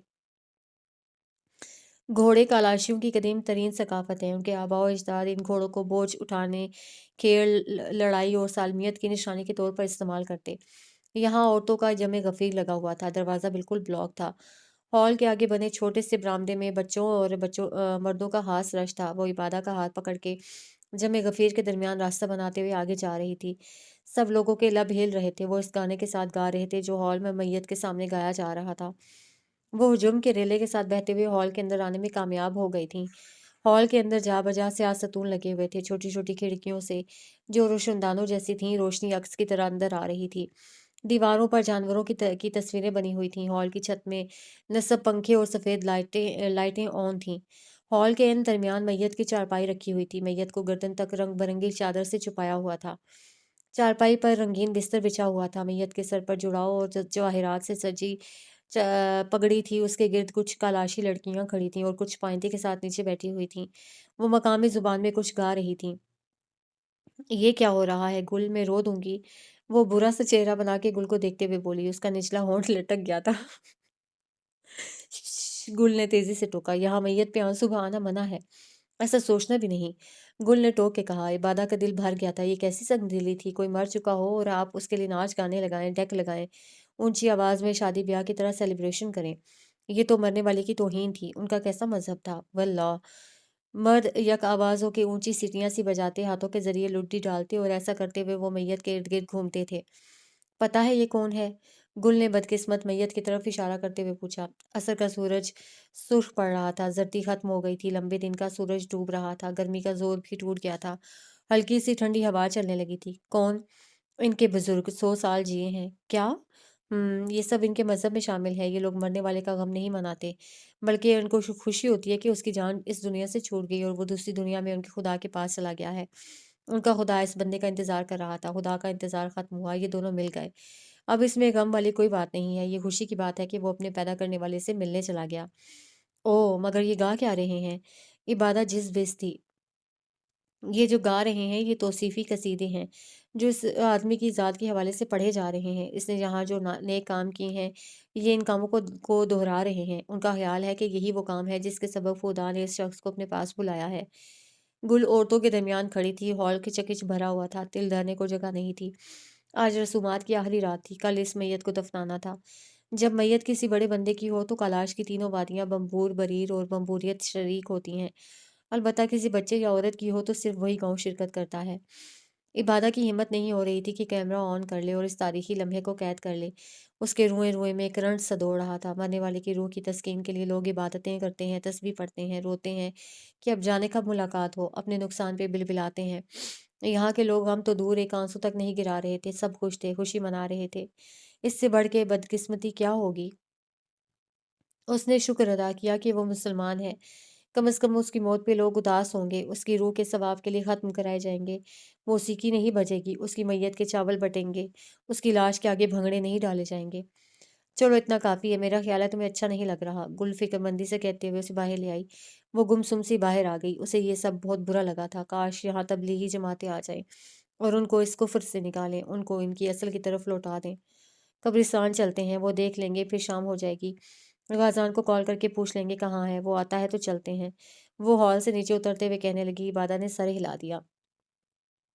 गुल उसे बम्बूर के एक कब्रिस्तान ले आई। बम्बूर के कब्रिस्तान का दाखिली दरवाज़ा एक हल्की क्रीम रंग की लकड़ी का था, जिसके आगे लकड़ी का ही पुल बना हुआ था, जो कब्रिस्तान के दरमियान से गुजरता हुआ दूसरी सिमत ख़त्म हो रहा था। ये पुल पहले नहीं था, इसे अभी-अभी तामीर किया गया था, जिसका मकसद कब्रिस्तान को तौहीन से बचाना था। कब्रिस्तान दरख्तों से ढका हुआ था, साया-सा हर तरफ गिर रहा था। बाईं तरफ लकड़ी के टूटे-फूटे ताबूत नज़र आ रहे थे और कहीं-कहीं कब्रें थीं, जिन पर चारपाइयाँ उल्टी करके पड़ी हुई थीं। सारी कब्रें वक्फे-वक्फे से बनी थीं। रविश नरम और चिकनी थी, जगह-जगह लकड़ियों की खुश्क शाखें पड़ी थीं और सूखे पत्ते गिरे हुए थे। काफ़ी भयानक है ना? चलते-चलते गुल ने पलट के उसे देखा। वो सहमते हुए आस-पास देख रही थी, क्योंकि यहाँ पड़े टूटे-फूटे ताबूत खुले हुए थे। ऐसा लग रहा था जैसे किसी अंग्रेज़ी फ़िल्म में दिखाए जाने वाले स्याह सुनसान कब्रिस्तान आ गए हों। वहशत ही वहशत थी। तुम ज़रा नीचे आओ, पुल से उतरो, करीब से इन ताबूतों और कब्रों को देखो। इनकी बनावट भी बहुत मुख्तलिफ है। गुल रेलिंग कूद के दूसरी तरफ कब्रिस्तान में उतर गई। इबादा भी कैमरा खोलते हुए नीचे आई। अब रविश खुरदरी और नाहमवार हो गई थी। चलते वक्त लकड़ियाँ पैरों तले चिरचिरा रही थीं। ये सब क्या है गुल? उसने चंद तस्वीरें लेने के बाद खुश्क हलक से पूछा। क्या? गुल ने रुक के उसकी नज़रों के ताक़ुब में देखा। ये कब्रें, ये कैसी कब्रें हैं? उसने ज़िंदगी में ऐसी कब्रें नहीं देखी थी जिनके ऊपर चारपाइयाँ पड़ी हों। ये लोग जिस चारपाई पर मैयत को लिटाते हैं, इस चारपाई को मैयत को दफनाने के बाद उसकी कब्र के ऊपर रख देते हैं। क्यों? کیونکہ یہ لوگ اس چارپائی کو کبھی استعمال نہیں کرتے، ان کو لگتا ہے کہ وہ اس میت کی تھی، اس کے آس پاس رہنی چاہیے۔ گل نے جھک کے ایک سوکھی ٹہنی اٹھائی اور اس کے پتلے پتلے تنکے نوچنے لگی۔ سورج کی روشنی ختم ہو رہی تھی، رات آ رہی تھی۔ قبرستان بڑا نہیں تھا، البتہ درختوں کی وجہ سے گھنا ضرور تھا۔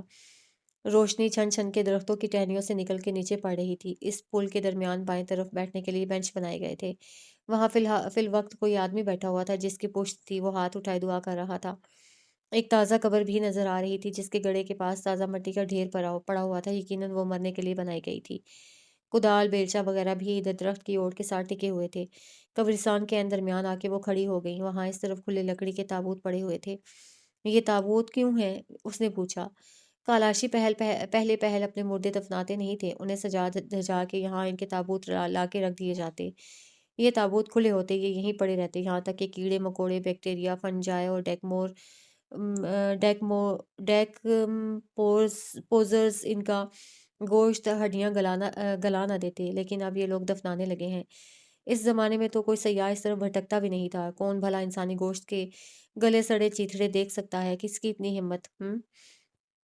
یہ ان کا کلچر ہے؟ اس نے انتہائی تعجب سے پوچھا۔ بالکل، لیکن ان کا قصور نہیں، ہر ثقافت مذہب کے احکامات سے بنتی ہے۔ اب ہندوؤں کو لے لو، وہ اپنے مردے جلاتے ہیں۔ کون اپنا پیارا راج دلارا جلا سکتا ہے؟ لیکن یہ ان کی مذہبی احکامات ہیں، وہ اس پر عمل کرتے ہیں جیسے ہم کرتے ہیں۔ فرق صرف اتنا ہے کہ ہر شخص اپنے مذہب اور اپنے عقیدے کی پابندی کرتا ہے۔ وہ گہری سانس خارج کرتے ہوئے افسردگی سے بولی۔ کسی نے ان کو اسلام کی تبلیغ کی طرف نہیں بلایا؟ کیوں نہیں؟ کافی تبلیغی جماعتیں یہاں آئی ہیں، انہوں نے ان کو تبلیغ دی۔ ایک دفعہ تو حکومت نے بھی پریشر ڈالا تھا، لیکن کالاشی کافی فراخ سوچ کے لوگ ہیں، یہ کسی پابندی کو برا سمجھتے ہیں۔ اس لیے جس کے پلے تعلیمات پڑھیں وہ مسلمان ہو گئے، اور جس کے پلے نہیں پڑھیں وہ آج بھی مردوں کے آگے بین بجاتے ہیں۔ خیر جانے دو، یہ لمبی بحث ہے۔ گل نے ہاتھ میں پکڑی ٹہنی ایک طرف اچھال دی۔ مجھے جان کر حیرت کم افسوس زیادہ ہو رہا ہے۔ ضرورت نہیں ہے، سب کی اپنی قبر ہوگی، عبادہ ہم دوسروں کو نصیحت کر سکتے ہیں، ان کے ساتھ زبردستی نہیں کر سکتے۔ یہاں آنے والا ہر شخص یہ سب دیکھ کے بوکھلا سا جاتا ہے۔ ظاہر ہے سبھی غیر فطری عوامل ہیں، لیکن پھر یہ سوچ کے جانے دیتا ہے کہ اللہ جسے چاہے توفیق دے اور جسے چاہے نہ دے، یہ تو اللہ کی تقسیم ہے، ہم کیا کر سکتے ہیں؟ وہ شانے اچکا کے مسکرائی۔ یہاں بہت گھٹن ہے گل، میں لاہور میں قبرستان جاتی ہوں، وہاں دادا دادی دفن ہے، لیکن مجھے وہاں کبھی ایسی وحشت یا گھٹن کا سامنا نہیں ہوا۔ یہاں بہت عجیب سی حبس ہے۔ وہ گردن کا سامنے والا حصہ پکڑ کے سہلانے لگی۔ چلو چلتے ہیں، یہ لوگ کچھ بھی کریں ہمیں کیا؟ ہمیں صرف ثقافت سے کام ہے، ان کی ثقافت منفرد اور مختلف ہے، اس لیے لوگ یہاں آتے ہیں، تم دل پہ مت لو۔ انسان سب کچھ نہیں بدل سکتا، وہ سامنے والا راستہ سڑک کی طرف جاتا ہے، اس سے نکل جاتے ہیں۔ وہ جس راستے قبرستان آئی تھی، قبرستان کو درمیان سے چھوڑ کے دوسری طرف والے راستے کی طرف بڑھنے لگی۔ قبرستان ختم ہو گیا تھا، گل آگے تھی اور عبادہ پیچھے۔ کچھ قدم چلنے کے بعد عبادہ کو کچھ غیر مرئی سا احساس ہوا، وہ ٹھہر گئی اور پلٹ کے دیکھنے لگی۔ قبرستان میں ہلکا ہلکا اندھیرا ہو رہا تھا، کوئی بھی ذی نفس نہیں تھا سوائے اس آدمی کے جو ہنوز دعا مانگ رہا تھا۔ دور دور تک ساری ویرانی تھی۔ اس نے قدم تیز کر دیے، یہاں تک کہ وہ گل سے 2 قدم دوری پر چلنے لگی۔ میرے خیال سے غازان کو فون کر دیتے ہیں، وہ آ جائے، حویلی چلتے ہیں، تھکن ہو رہی ہے۔ تم فون کرو ذرا اسے، پوچھو کہاں ہے، ہمیں لے جانے کا ارادہ بھی ہے یا نہیں۔ اس نے ناک منہ چڑھائی۔ عبادہ نے سر ہلایا۔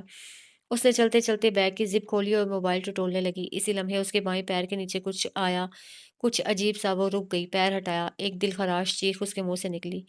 کیا ہوا؟ گل تیزی سے اس کے پاس آئی، وہ پھٹی پھٹی آنکھوں سے اس چیز کو دیکھ رہی تھی جس کو اس کے پیروں نے روندا تھا۔ وہ چھوٹی سی ایک انسانی کھوپڑی تھی، شاید کسی بچے کی تھی۔ ریلیکس ریلیکس، گل نے اس کی پشت سہلائی، وہ منہ پہ ہاتھ رکھ کے گہرے گہرے سانس لے رہی تھی۔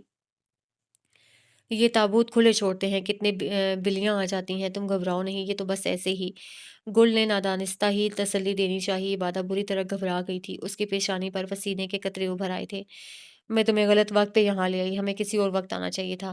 گل پشیمانی سے بولی۔ میں بھی نہ، چلو آؤ، ڈرو نہیں، یہ تو ہوگا ہی، آخر انسان کو یہ دفناتے تھوڑی ہی ہیں، وہ نخوت سے کہتی۔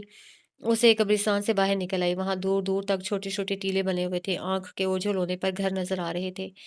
لاؤ مجھے پرس دو، میں غازان کو فون کرتی ہوں۔ اس نے عبادہ کے پرس کی طرف ہاتھ پھیلایا، عبادہ نے گردن سے پرس کی سٹریپ نکال کے پرس اسے پکڑایا، زپ کھلی ہوئی تھی۔ گل نے ہاتھ اندر ڈالا اور فون نکالنے لگی۔ عبادہ نے آنکھیں بند کر کے خود کو پرسکون کرنے کی کوشش کی، وہی ابا والا عمل جو وہ ہر گھبراہٹ کے بعد کرتی تھی۔ چند گہری سانسیں थोड़ा-सा मुराकबा और ये सोचना कि सब ठीक है, दिमाग की नसों में ज़रा तहम्मुल से खून पहुँच जाता है और आपके रद्द-ए-अमल में आए हुए तमाम सिस्टम पुरसकून हो जाते हैं। उसने खुद को बंद आँखों से पुरसकून किया, फिर धीरे से आँखें खोलीं, लेकिन जैसे ही उसने आँखें खोलीं, वो ज़ंजीर हो गई। गुल के पीछे, ऐन पीछे कोई खड़ा था, वही शख्स जो कुछ देर पहले अंदर था। चेहरा ढका हुआ था, लेकिन आँखें नज़र आ रही थीं और ये वो आँखें थीं जिसे वो देख चुकी थी। ये हुलिया वही था। गुल फ़ोन में से नंबर निकाल रही थी, उसके चेहरे पर स्क्रीन की रोशनी पड़ रही थी। यहाँ तो सिग्नल्स ही नहीं आ रहे, हमें टीले के ऊपर जाना होगा। गुल बेध्यानी में कह रही थी, इबादा का साँस रुक चुका था। गुल, उसने कँपकँपाते लबों से उसका नाम लिया। गुल ने फ़ोन बंद करके उसे देखा। क्या हुआ? उसकी हवाइयाँ उड़ी हुई थीं। इबादा की आँखें पीछे खड़े बंदे पर फिक्स थीं। गुल ने उसकी आँखों के ताक़ुब में पलट के जैसे देखना चाहा, उसी लम्हे ह्योला आगे बढ़ा और गुल के हाथ में मौजूद पर्स पर झपट पड़ा। गुल, इबादा ने जैसे खबरदार किया और जिस्त लगा के पर्स की स्ट्रैप को लड़के के पकड़ने से पहले ही थाम लिया। अब पर्स इबादा के पास आ चुका था। "ये लड़की, ये हमको दो।" लड़के ने कमीज़ की जेब से चाकू निकाला और कदम भर उसकी तरफ बढ़ते हुए खूंखार लहजे में बोला, "कौन हो तुम?" गुल तिलमिला के आ गई। लड़के ने आओ देखा ना ताओ चाकू को लहरा के गुल के बाएँ कंधे से गुज़रा। गुल ने फ़ौरन हाथ कंधे पे रखा और एक सिसकी उसके मुँह से निकली। चंद सुर्ख बूंदें उसके शाने पे बह गईं। लड़के ने उसका कंधा सामने से चीर दिया था, साथ ही वो इबादा पे झपटा और पर्स खींचा। गुल, इबादा ने अज़ियत से पुकारा। पर्स की स्ट्रैप एक तरफ से उसके हाथ में थी और दूसरी तरफ से लड़के के हाथ में। "दो हमको।" वो चीख पड़ा। इबादा ने बातिल नवासा पर्स छोड़ दिया और ज़मीन पे गिरती पड़ती गुल को थामने के लिए आगे बढ़ी। गुल नीचे बैठ के सिसक रही थी। लड़के ने पर्स उठाया और मुस्कुराता हुआ पीछे हटा, फिर गुनगुनाता हुआ पर्स अंधेरे में गुम हो गया। गुल, रिलैक्स, मैं देखती हूँ। उसने गुल का हाथ नरमी से कंधे से हटाया, लेकिन अंधेरे की वजह से कुछ नज़र नहीं आ रहा था। एक नमी सी थी जो गुल के कंधे से भल-भल के निकल रही थी। गुल ने हाथ में पकड़ा फ़ोन उसे पकड़ाया कि टॉर्च ऑन कर सके। इबादा ने फ़ोन लिया, फ्लैश ऑन की और रोशनी उसके कंधे पे फेंकी। लड़के ने गर्दन से थोड़ा नीचे, ब्यूटी बॉन्ड से 2 सेंटीमीटर ऊपर, कंधे को एक लकीर की सूरत में चीरा था। जिल्द की तह सी कट गई थी, गहरी, अमीक। बहुत गहरा कट लगा है। गुल, हमें डॉक्टर के पास जाना होगा। वो तशवीश से कहती खड़ी हो गई। यहाँ कौन सा डॉक्टर है इबादा? वो मुर्दा सी आवाज़ में बोली। इबादा ने रुक के उसे देखा। वाकई इस वादी में कौन सी डिस्पेंसरी थी, कौन सा अस्पताल था? ये तो छोटा सा गाँव था। लाहौर थोड़ी ही। उसने ठंडी सांस ली। मैं कुछ करती हूँ। उसने अपनी गर्दन से स्कार्फ हटाया और गुल के कंधे पर रखा। उसके कंधे से खून भल-भल के कमीज़ के दामन में जज़्ब हो रहा था। इसे पकड़ो ताकि बाकी खून ज़्यादा ना बहे। मैं गाज़ान को फ़ोन करती हूँ। उसने फ़ोन की स्क्रीन ऑन की। सिग्नल बंद थे। वो गुल को वहीं छोड़कर टीले की तरफ भागी। वहाँ 2 सिग्नल आ गए। उसने जल्दी-जल्दी उसका नंबर मिलाया, लेकिन बेचैनी से पीछे देखा। घुटनों पे बैठी गुल गहरे साँस ले रही थी। वो कुछ देर पहले उन तक पहुँचा था, यहाँ से दोनों को लेके बरीर के एक शिफ़ाख़ाना लाया था, जो दरअसल एक बंसारन की दुकान थी। वो गुल के ज़ख़्म के लिए जड़ी-बूटियाँ हवनदस्ते में कूट रही थी। गुल रुई का गोल-सा टुकड़ा जिसे हल्दी और सरसों के तेल में भिगोया गया था, कंधे पर रखे हुए थी। उसकी सफ़ेद कमीज़ खून से भर चुकी थी। वो दोनों बाहर थे। बाहर छोटा-सा लकड़ी की छत वाला बरामदा था, जहाँ ज़र्द रंग का बल्ब जल रहा था। बल्ब के किनारे पतंगे फड़फड़ा रहे थे। चारों तरफ गुप अंधेरा छाया हुआ था। दूर पहाड़ियों के बीच कहीं-कहीं घरों में रोशन लाइटें नज़र आ रही थीं। फिर उसने गुल पर हमला कर दिया और हम चूँकि इसका हमला के लिए तैयार नहीं थे, इसलिए बुरी तरह डर गए। वो अपने आँसू रोक के बता रही थी। गाज़ान ने सारा किस्सा तहम्मुल से सुना। वो दोपहर से तुम लोगों का पीछा कर रहा था और जैसे ही तुम लोगों को अकेला पाया, उसने पर्स छीनने की कोशिश की। दोपहर में वो सिर्फ़ घूर रहा था। मुझे लगा शायद वो ऐसे ही घूर रहा था। मैं सयाह हूँ, दूसरे इलाके से आई हूँ, मेरे कपड़े और मेरा डेल-डोल अलग है। शायद इसलिए वो मुझे देखे जा रहा है। मगर उसकी नज़र मेरे पर्स पे होगी, मुझे इसका कतई अंदाज़ा नहीं था। वो नम साँस खींच के बोली, ग़ज़ान सारी सूरत-ए-हाल समझ गया। यहाँ चोर-उचक्के नहीं होते, ये जो भी था कोई नशेई या पोड्री था, जिसे अपने नशे के लिए पैसे चाहिए थे। उसने तुम लोगों को मर्द के बगैर देखा तो हमला कर दिया। ख़ैर आप फ़िक्र मत करें, मैंने पुलिस और यहाँ के सरदार को आगाह कर दिया है। वो जैसे ही पकड़ा जाएगा, हम उसे कड़ी से कड़ी सज़ा देंगे। उसने तसल्ली से सर हिला दिया। बाहर सर्दी बढ़ रही थी, हवा तेज़ थी। उसके बाल शानों पे उड़ रहे थे। गाज़ान अंदर चला गया। वो बरामदे की रेलिंग के पास आई।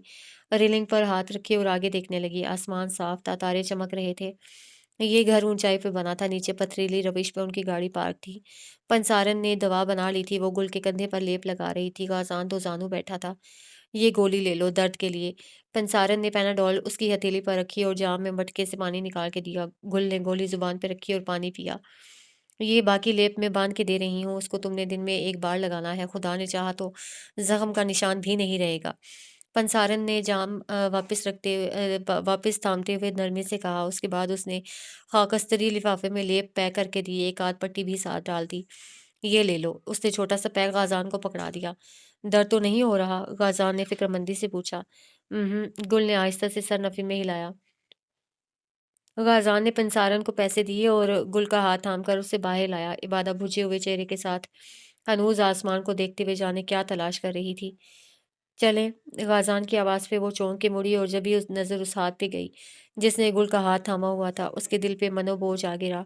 अपने तासुरात को बमुश्किल छुपाती वो सर झुकाते हुए चल पड़ी। रात को कैलाश से अयून के लिए निकलना जान का खतरा लेने के मुतरादिफ था, लेकिन वो मजीद वहां नहीं रुक सकते थे। गुल को आराम की ज़रूरत थी।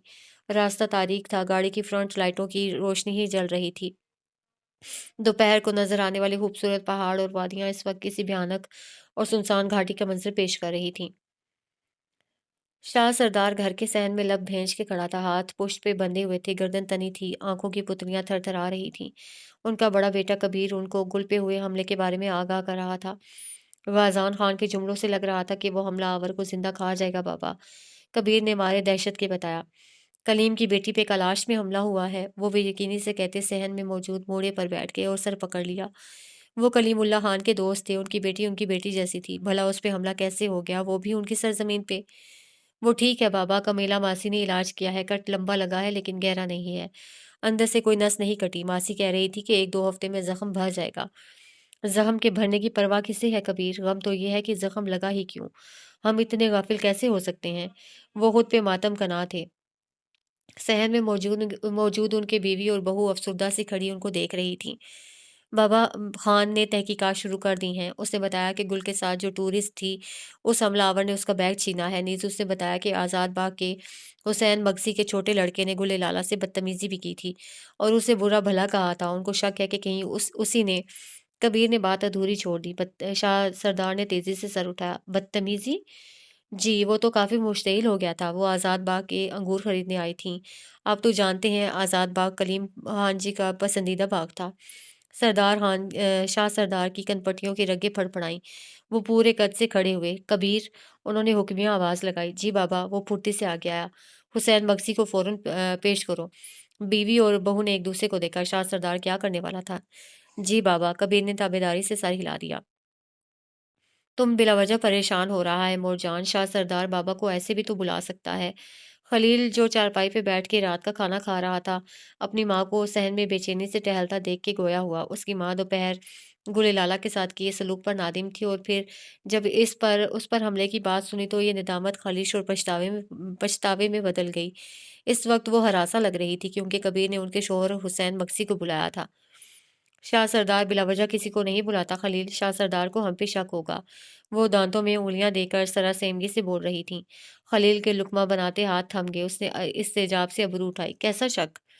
वही हमले के बारे में। उनको हम पे शक हो सकता है कि या मारा जा, शायद हम उसके पीछे हैं। यानी यानी कि मैं। वो चौंक गया। माँ ने तेजी से उसकी तरफ देखा। हाँ, फिर उन्होंने कमजोर से सर हिलाया। मैं क्यों हमला करूंगा मोरजान? मुझ पर सरदार शक कैसे कर सकता है? वो भिन्न आ गया। रोटी की चुंगेर उसने एक तरफ धकेली और खड़ा हो गया। मैं खुद बात करता हूँ सरदार से। मुझ पे बेबुनियाद इल्जामात ना लगाएं। खलील, माँ ने तेजी से टोका। तुम्हारा बाप आने वाला है, वो जाके बात कर लेगा। बाबा ने सरदार की बात मान जानी है। मोरजान, बाबा सरदार से डरता है। वो सहन की दीवार की खूंटी से लटकी अपनी टोपी को उठाते हुए तल्खी से बोला। तुम अकेला मत जाओ खलील, तुम्हारा बाप है ना, वो साथ जाएगा। माँ ने समझाने की कोशिश की। नहीं, मैं अपने मसले खुद हल करूंगा। वो जज्बाती अंदाज में कहता आगे बढ़ गया, लेकिन अभी चंद कदम ही लिए थे जब सामने से हुसैन मक्सी आता हुआ दिखाई दिया। हुसैन मक्सी के चेहरे पर दबा दबा सा इश्तियाल था। बाप को देख के उसके कदम जंजीर हो गए। तुम शाम कहाँ थे? उन्होंने सब कुछ छोड़कर एक दुखती रग पकड़ी। शाह सरदार के पोते के साथ घुड़सवारी कर रहा था। कब तक? अभी अभी आया हूँ। यहाँ से कितने बजे गए थे? 5 बजे। क्या ये सच कह रहा है? उन्होंने अपनी बेगम की तरफ देखा। तो और क्या झूठ बोल रहा है? माँ बिगड़ के बोली। खलील ने इस्तेज़ाइया लब भेंच लिए कि देखा, हमेशा मुझ पे शक करते हैं। ठीक है, मैं बात करता हूँ उनसे। मैं भी साथ जाऊँगा, वो फ़ौरन से पेशतर बोला। नहीं, तुम नहीं जाओगे, ये बड़ों के मसले हैं, उन्हीं को हल करने दो। तुम जज़्बात में बहुत कुछ बकवास करोगे और मैं तुम्हारा मुँह तोड़ दूँगा। वो उस पे हमला करते-करते रुक गए। माँ ने खलील को धक्का देके अपने पीछे कर लिया। क्या कर रहे हैं? जवान बेटे पे हाथ उठाएँगे? میں اس کے ٹکڑے کر دوں گا اگر اس نے پھر ایسی بکواس کی جو دوپہر میں کی ہے۔ کیا یہ اس لڑکی کے باپ کی کرامات بھول گیا ہے؟ اسے کیا کیا نہیں کیا تھا ہمارے لیے۔ شام کو تو میں نے اسے کچھ نہیں کہا، لیکن ہمیشہ کچھ نہیں کہوں گا، اس غلط فہمی میں مت رہنا۔ وہ انگشت اٹھا کے بون کرتے ہوئے بولے، میرے بیٹے سے دور رہیں حسین صاحب، اس کو ہاتھ بھی نہیں لگانا، ورنہ مجھ سے برا کوئی نہیں ہوگا۔ خلیل تم اندر جاؤ، میں کھانا لے کے آتی ہوں۔ وہ بیٹے کی پشت پناہی کرتے ہوئے اسے اندر لے گئیں۔ حسین مگسی نے لب بھیج لیا، اس کی بیوی اس کے بیٹے کو حراب کر رہی تھی۔ یہ لاڈ، یہ پیار اور اس طرح کی حوصلہ افزائی قطعی اچھی بات نہیں تھی۔ آخری اولاد ہونے کا یہ مطلب تھوڑے ہی تھا کہ خلیل کو بے لگام گھوڑے کی طرح بھاگنے دیا جائے۔ پنچھی مخصوص عمر میں قید ہوں تو برے نہیں لگتے۔ دروازے کی طرف قدم بڑھاتے ہوئے انہوں نے سوچا تھا۔ شاہ سردار اپنے لان میں پلاسٹک کی کرسی سے ٹیک لگائے ٹانگ پہ ٹانگ چڑھائے براجمان تھے۔ کریم رنگ کی چادر شانوں پہ لپیٹی ہوئی تھی، سر پہ پٹھانوں کی اونی ٹوپی رکھی ہوئی تھی۔ یہ وہی لان تھا جہاں وہ صبح اپنے گھوڑوں کو نہلا رہے تھے۔ ان کے سامنے حسین مگسی کرسی سے آگے کو ہو کر بیٹھا ہوا تھا، اس کی نظریں اپنے جوتوں پر تھیں۔ کبیر شاہ اپنے 4 سالہ بیٹے کو گود میں اٹھائے اسے توتلی زبان میں بات کر رہا تھا۔ ان دونوں کے درمیان کافی دیر سے تناؤ چل رہا تھا۔ شاہ سردار لب بھیج کے اسے دیکھ رہے تھے۔ شاہ سردار، آپ کو غلط فہمی ہوئی ہے، میرے بیٹے نے ایسا کچھ نہیں کیا۔ کیسی غلط فہمی؟ خلیل شام آپ کے پوتے کے پاس تھا، وہ دونوں گھڑ سواری کر رہے تھے، ابھی لوٹے ہیں، وہ بمبور گئے ہی نہیں، وہ تو بمبوریت میں تھے، یہاں آپ کے قطوں میں۔ کیا کہا؟ وہ چونک کے آگے ہوئے۔ خلیل اور ولید ساتھ ساتھ تھے، وہ ابھی لوٹے ہیں قطوں سے۔ اس بات پہ شاہ سردار نے بیٹے کو دیکھا۔ کبیر باپ کی نظر کا اشارہ سمجھ گیا، اس نے بیٹے کو نیچے بٹھایا اور خود اندر چلا گیا۔ کچھ دیر بعد وہ واپس آیا تو اس کے ساتھ سردار کا پوتا بھی تھا۔ ولید، شام خلیل تمہارے ساتھ تھا؟ انہوں نے سخت لہجے میں پوچھا۔ جی داجی، ہم گھڑ سواری کر رہے تھے، ابھی ابھی آئے ہیں، ولید نے بتایا۔ کچھ لمحے شاہ سردار کچھ کہہ نہیں پایا، پھر اس نے ہاتھ سے تخلیہ کا اشارہ کیا، اس کا پوتا وہاں سے چلا گیا۔ اس کے جاتے ہی شاہ سردار کرسی سے ذرا آگے ہوا۔ اگر یہ تمہارا بیٹا نہیں تھا تو کون تھا؟ کون تھا جس نے کلاش کی پیٹھ میں چرا گھونپا ہے؟ جس نے حملہ کیا اس کی عمر 25-26 سال بتائی گئی ہے اور آنکھیں نیلی تھیں۔ وہ ٹورسٹ لڑکی جو گلے لالا کے ساتھ تھی، اس نے حلیہ بتایا ہے بابا، خلیل کی آنکھیں سیاہ ہیں اور وہ صرف 15 سال کا ہے، کبیر نے سمجھداری سے کہا۔ وہی تو شاہ سردار، میرا بیٹا جذباتی ضرور ہے لیکن اتنا بہادر نہیں ہے کہ محض تلخ کلامی پر کسی کو چاقو سے کاٹ دے۔ میں اس کا باپ ہوں، میں جانتا ہوں کون ہے پھر جس نے یہ جرت کی۔ شاہ سردار سوچ میں پڑ گئے، پیشانی پر تشویش بھری لکیریں ابھریں۔ میں پتہ کراتا ہوں بابا، کسی نہ کسی نے تو اسے ضرور دیکھا ہوگا۔ آخر بمبور کتنا بڑا گاؤں ہے، محض چند گھر ہی تو ہیں، کدھر جا سکتا ہے؟ ادھر ہی کہیں چھپا ہوگا مردود، وہ تلخی سے بولا۔ شاہ سردار نے گہری سانس لی۔ کلیم اللہ خان کالاش کے لیے کیا معنی رکھتا ہے ہم سب جانتے ہیں۔ اس نے ہماری بہتری اور ہماری بھلائی کے لیے عدالتوں کے مقدمے جیتے، ہمیں حقوق دلانے کے لیے اس نے قبیلے کی مخالفت کی، اپنے خاندان سے ناتا توڑا، اپنی قوم، مذہب اور فرقوں سے لڑا، صرف اس لیے کہ کالاشی پاکستان میں فخر سے جی سکیں۔ میں بھی اس کی کرامات نہیں بھول سکتا۔ پھر تم حسین، انہوں نے افسوس سے اسے دیکھا جس کا سر ندامت سے جھکا ہوا تھا۔ تم تو اس کے چہیتے دوست تھے، تمہارا آزاد باغ تو اس کا لگایا ہوا ہے، تمہیں تو اس کی بیٹی کو پلکوں پر بٹھانا چاہیے، ہاتھ تھام کر عزت سے محبت سے گھر لانا چاہیے تھا۔ میں معذرت چاہتا ہوں سردار، جب وہ آزاد باغ آئی میں اس وقت گھر میں نہیں تھا، اگر میں گھر ہوتا تو میں اس کو ہرگز اپنی دہلیز سے یوں نہ لوٹاتا۔ اس سرمئی داڑھی اور سبز آنکھوں والے آدمی کے لفظوں میں ملامت تھی۔ شاہ سردار نے سر کی پشت کرسی سے لگائی، آسمان پر تارے ٹمٹما رہے تھے، چاند چمک رہا تھا، رات اندھیری نہیں تھی، روشن تھی، سرمئی سی۔ گل کمرے میں پوائنٹی پر بیٹھی تھی، گہرے نیلے رنگ کی قمیض شلوار پہنے، ہاتھوں میں ایک لمبی پولو سٹک پکڑے، تپائی پر پڑی کلیم اللہ خان کی تصویر دیکھ رہی تھی۔ کلیم اللہ خان کی یہ تصویر سیاہ کوٹ اور سفید شرٹ میں تھی۔ انہوں نے چھوٹا سا بریف کیس تھاما ہوا تھا، یہ پشاور ہائی کورٹ کے باہر لی گئی تصویر تھی۔ کس نے سوچا تھا کہ اچانک وہ کسی کے عتاب کے شکار ہو جائیں گے، زندگی کی روشنی لہجے میں چھین لی جائے گی۔ باپ جو بیٹیوں کا ہیرو ہوتا ہے، اس کے جانے کے بعد پوچھتا ہی کون ہے کسی کو؟ باپ تو لاڈ اٹھانے والی وہ مشین ہوتی ہے جو کبھی خراب نہیں ہوتی، جو کچھ بھی خواہش پوری کرنے سے پہلے وجہ نہیں معلوم کرتے، جو ہر بات پہ اوکے کہہ کر ایسے نوٹ کرتے ہیں جیسے کوئی روبوٹ ہوں، اور جب یہ روبوٹ چلے جائیں تو زندگی در بدر ہو جاتی ہے۔ ماں لاڈ نہیں اٹھاتی، پیار کرتی ہے، نخرے نہیں سہتی، تڑپتی ہے۔ باپ ہر تکلیف میں ساتھی ہوتا ہے۔ اس نے قمیض کے اوپر زخم کو ہلکا سا چھو لیا۔ زخم کیوں لگتے ہیں بابا؟ یہ سوال اس نے تب کیا تھا جب کلیم اللہ خان اسے کالاش لے کے گیا تھا، جس باغ کے باسیوں نے اسے دھتکارا تھا۔ اس وقت انہی لوگوں نے انہیں انگور توڑنے کا کہا تھا۔ انگور کے خوشوں کو توڑتے ہوئے ان کی انگلی پہ زخم آیا تھا۔ جب نیچے گھاس کے ساتھ وہ انگلی رگڑ رہے تھے۔ گل نے پوچھا، زخم ہماری غلطیوں کی وجہ سے آتے ہیں گل، ہماری کم عقلی، ہماری جلد بازی، ہماری لاشعوری کی وجہ سے۔ انہوں نے گھاس سے انگلی کو رگڑنے کے بعد رومال سے باندھتے ہوئے کہا تھا، یہ ٹھیک ہو جائے گا۔ ہر زخم ٹھیک ہو جاتا ہے، ٹھیک نہیں ہوتا تو وہ چھاپ ہوتی ہے جو دماغ میں کہیں رہ جاتی ہے۔ وہ دانستہ طور پر کہہ رہے تھے، یہ ان کی وفات سے 1 ماہ پہلے کا قصہ تھا۔ کون جانتا تھا کہ اس کے بعد وہ کالاش کبھی نہیں آ سکیں گے۔ بابا، آپ اس بیل کو کاٹ دیں، یہ کسی اور کو بھی زخمی کر دے گی۔ اس نے سر اٹھا کے لٹکتی انگور کی بیل کو دیکھتے ہوئے تنفر سے کہا تھا، زخم دینے والے کو کاٹنا اس کا علاج نہیں ہے گل، اسے جانے دینا علاج ہے۔ اگر اس نے کسی اور کو زخمی کر دیا تو ہر کوئی اسے معاف نہیں کرے گا، کوئی ایسا ضرور آئے گا جو اسے کاٹ ڈالے گا۔ وہ کہتے ہوئے آگے بڑھ گئے۔ ایک دل خراش سی سسکی پر وہ باپ بیٹی چونک کے پلٹے تھے۔ باغ کے باسیوں کا ایک لڑکا اسی بیل سے زخمی ہوا تھا۔ لڑکے کا عتاب عمیق نکلا، اس نے بیل کو پکڑا اور اپنے آہنی بازوؤں سے اسے اکھاڑ کے پھینک دیا۔ گل نے گردن گھما کے بابا کو دیکھا۔ بابا نے مسکرا کے ابرو اچکا دی۔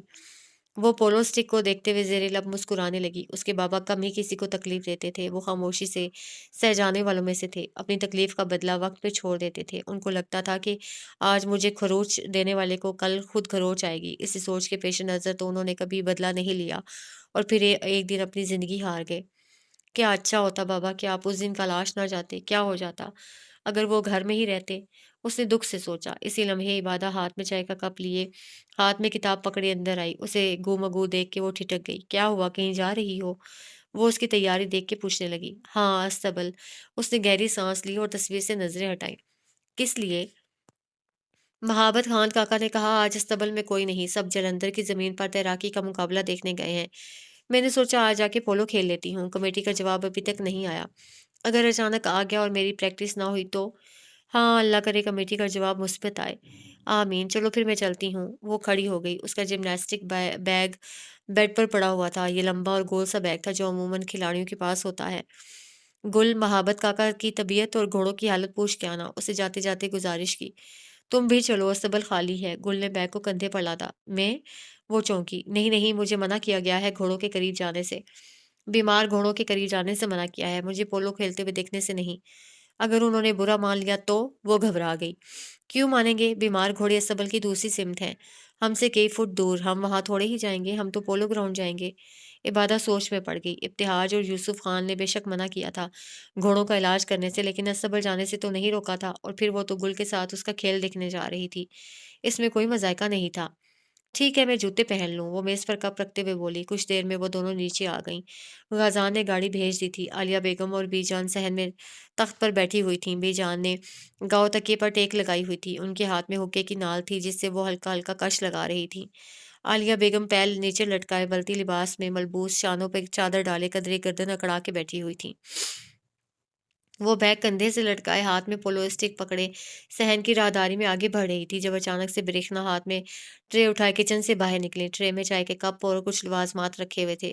وہ گل کو بیگ کے ساتھ دے کے ٹھٹک گئیں۔ اب 100 سوال پوچھیں گی۔ اف! بیگ لے کے کہاں جا رہی ہو گل؟ برکھنا الجھن سے قریب آئی۔ گل کی بھویں تن گئی۔ کیا میں آپ کو جواب دے ہوں؟ استبل جا رہی ہو؟ انہوں نے خود ہی اندازہ لگا لیا۔ ان کے دل میں ہوک اٹھی۔ انہوں نے گل کو التجائیہ نظروں سے دیکھا۔ مت جاؤ گل، آپ مجھے روکیں گی؟ اس نے للکارا۔ میں درخواست کر رہی ہوں گل۔ اس کے پچھلے دنوں کا رویہ دیکھ کے برکھنا مزید محتاط ہو گئی تھی، اوپر سے مجاہد خان نے بھی تنبیہ کی تھی۔ وہ کسی بھی طرح گل سے سخت بات کرنے کا خطرہ مول نہیں لے سکتی تھیں۔ چچی جانے دے، میں ساتھ ہوں اس کے۔ عبادہ تیزی سے حمایت میں آگے آئی، مبادہ ماں بیٹی کے درمیان پھر سے تلخی نہ بڑھ جائے۔ اس کی بات سن کے چچی کو ڈھارس بن گئی۔ وہ اچھی دوست بن گئی تھیں اور عبادہ پہلی لڑکی تھی جس کے ساتھ گل کی خو مل گئے تھے۔ اس کا خیال رکھنا، انہوں نے نرمی سے نصیحت کی۔ عبادہ نے سر کو اس بات میں ہلا دیا۔ برکھنا بوجھل سے قدم اٹھاتی دونوں کے سامنے سے ہٹ گئی۔ گل نے سر جھٹک دیا۔ راہداری کافی لمبی تھی، اتنا لمبا راستہ کاٹنے کی بجائے دونوں صحن کے بیچ سے جانے لگیں، لیکن وہ ابھی عالیہ بیگم کے سامنے سے گزری ہی تھیں کہ گل کو ہلکا سا ٹھوکا لگا۔ اس کے ہاتھ سے پولو سٹک چھوٹ کے عالیہ بیگم کے قدموں میں جا گری، لیکن اس سے پہلے کہ وہ جھکتی اس نے عالیہ بیگم کے ہاتھوں کو چھڑی کو چھوتے پایا۔ انہوں نے مٹھی سے ڈنڈا اٹھایا، کچھ دیر اس سرخ و سفید لکڑی کو دیکھتی رہیں جیسے کوئی پہچان کر رہی ہوں، اور پھر انہوں نے پہچان لیا۔ ایک ہلکی مسکراہٹ ان کے لبوں پہ ابھری۔ پھر اسٹک انہوں نے گل کی طرف بڑھا دی۔ ان کی آنکھوں میں عجیب سی چمک تھی۔ گل نے اسٹک جھٹ سے چھین لی اور مضبوطی سے پکڑ لی۔ یہ عالیہ بیگم کی طرف اشارہ تھا کہ وہ اپنی چیزوں کی حفاظت کرنا جانتی ہے۔ عالیہ بیگم اس کی ادا پہ نرمی سے مسکرائیں۔ گل نے کاٹدار نظر ان کے مسکراتے چہرے پہ ڈالی، پھر پیر پٹکتے ہوئے مرکزی دروازے کی طرف بڑھ گئی۔ پیچھے اسے بی جان کو خود کو پکارتے سنا، وہ کچھ کہہ رہی تھیں۔ یقیناً وہ اسے اس صبر جانے سے منع کر رہی تھی، اسے کان بند کر لیے۔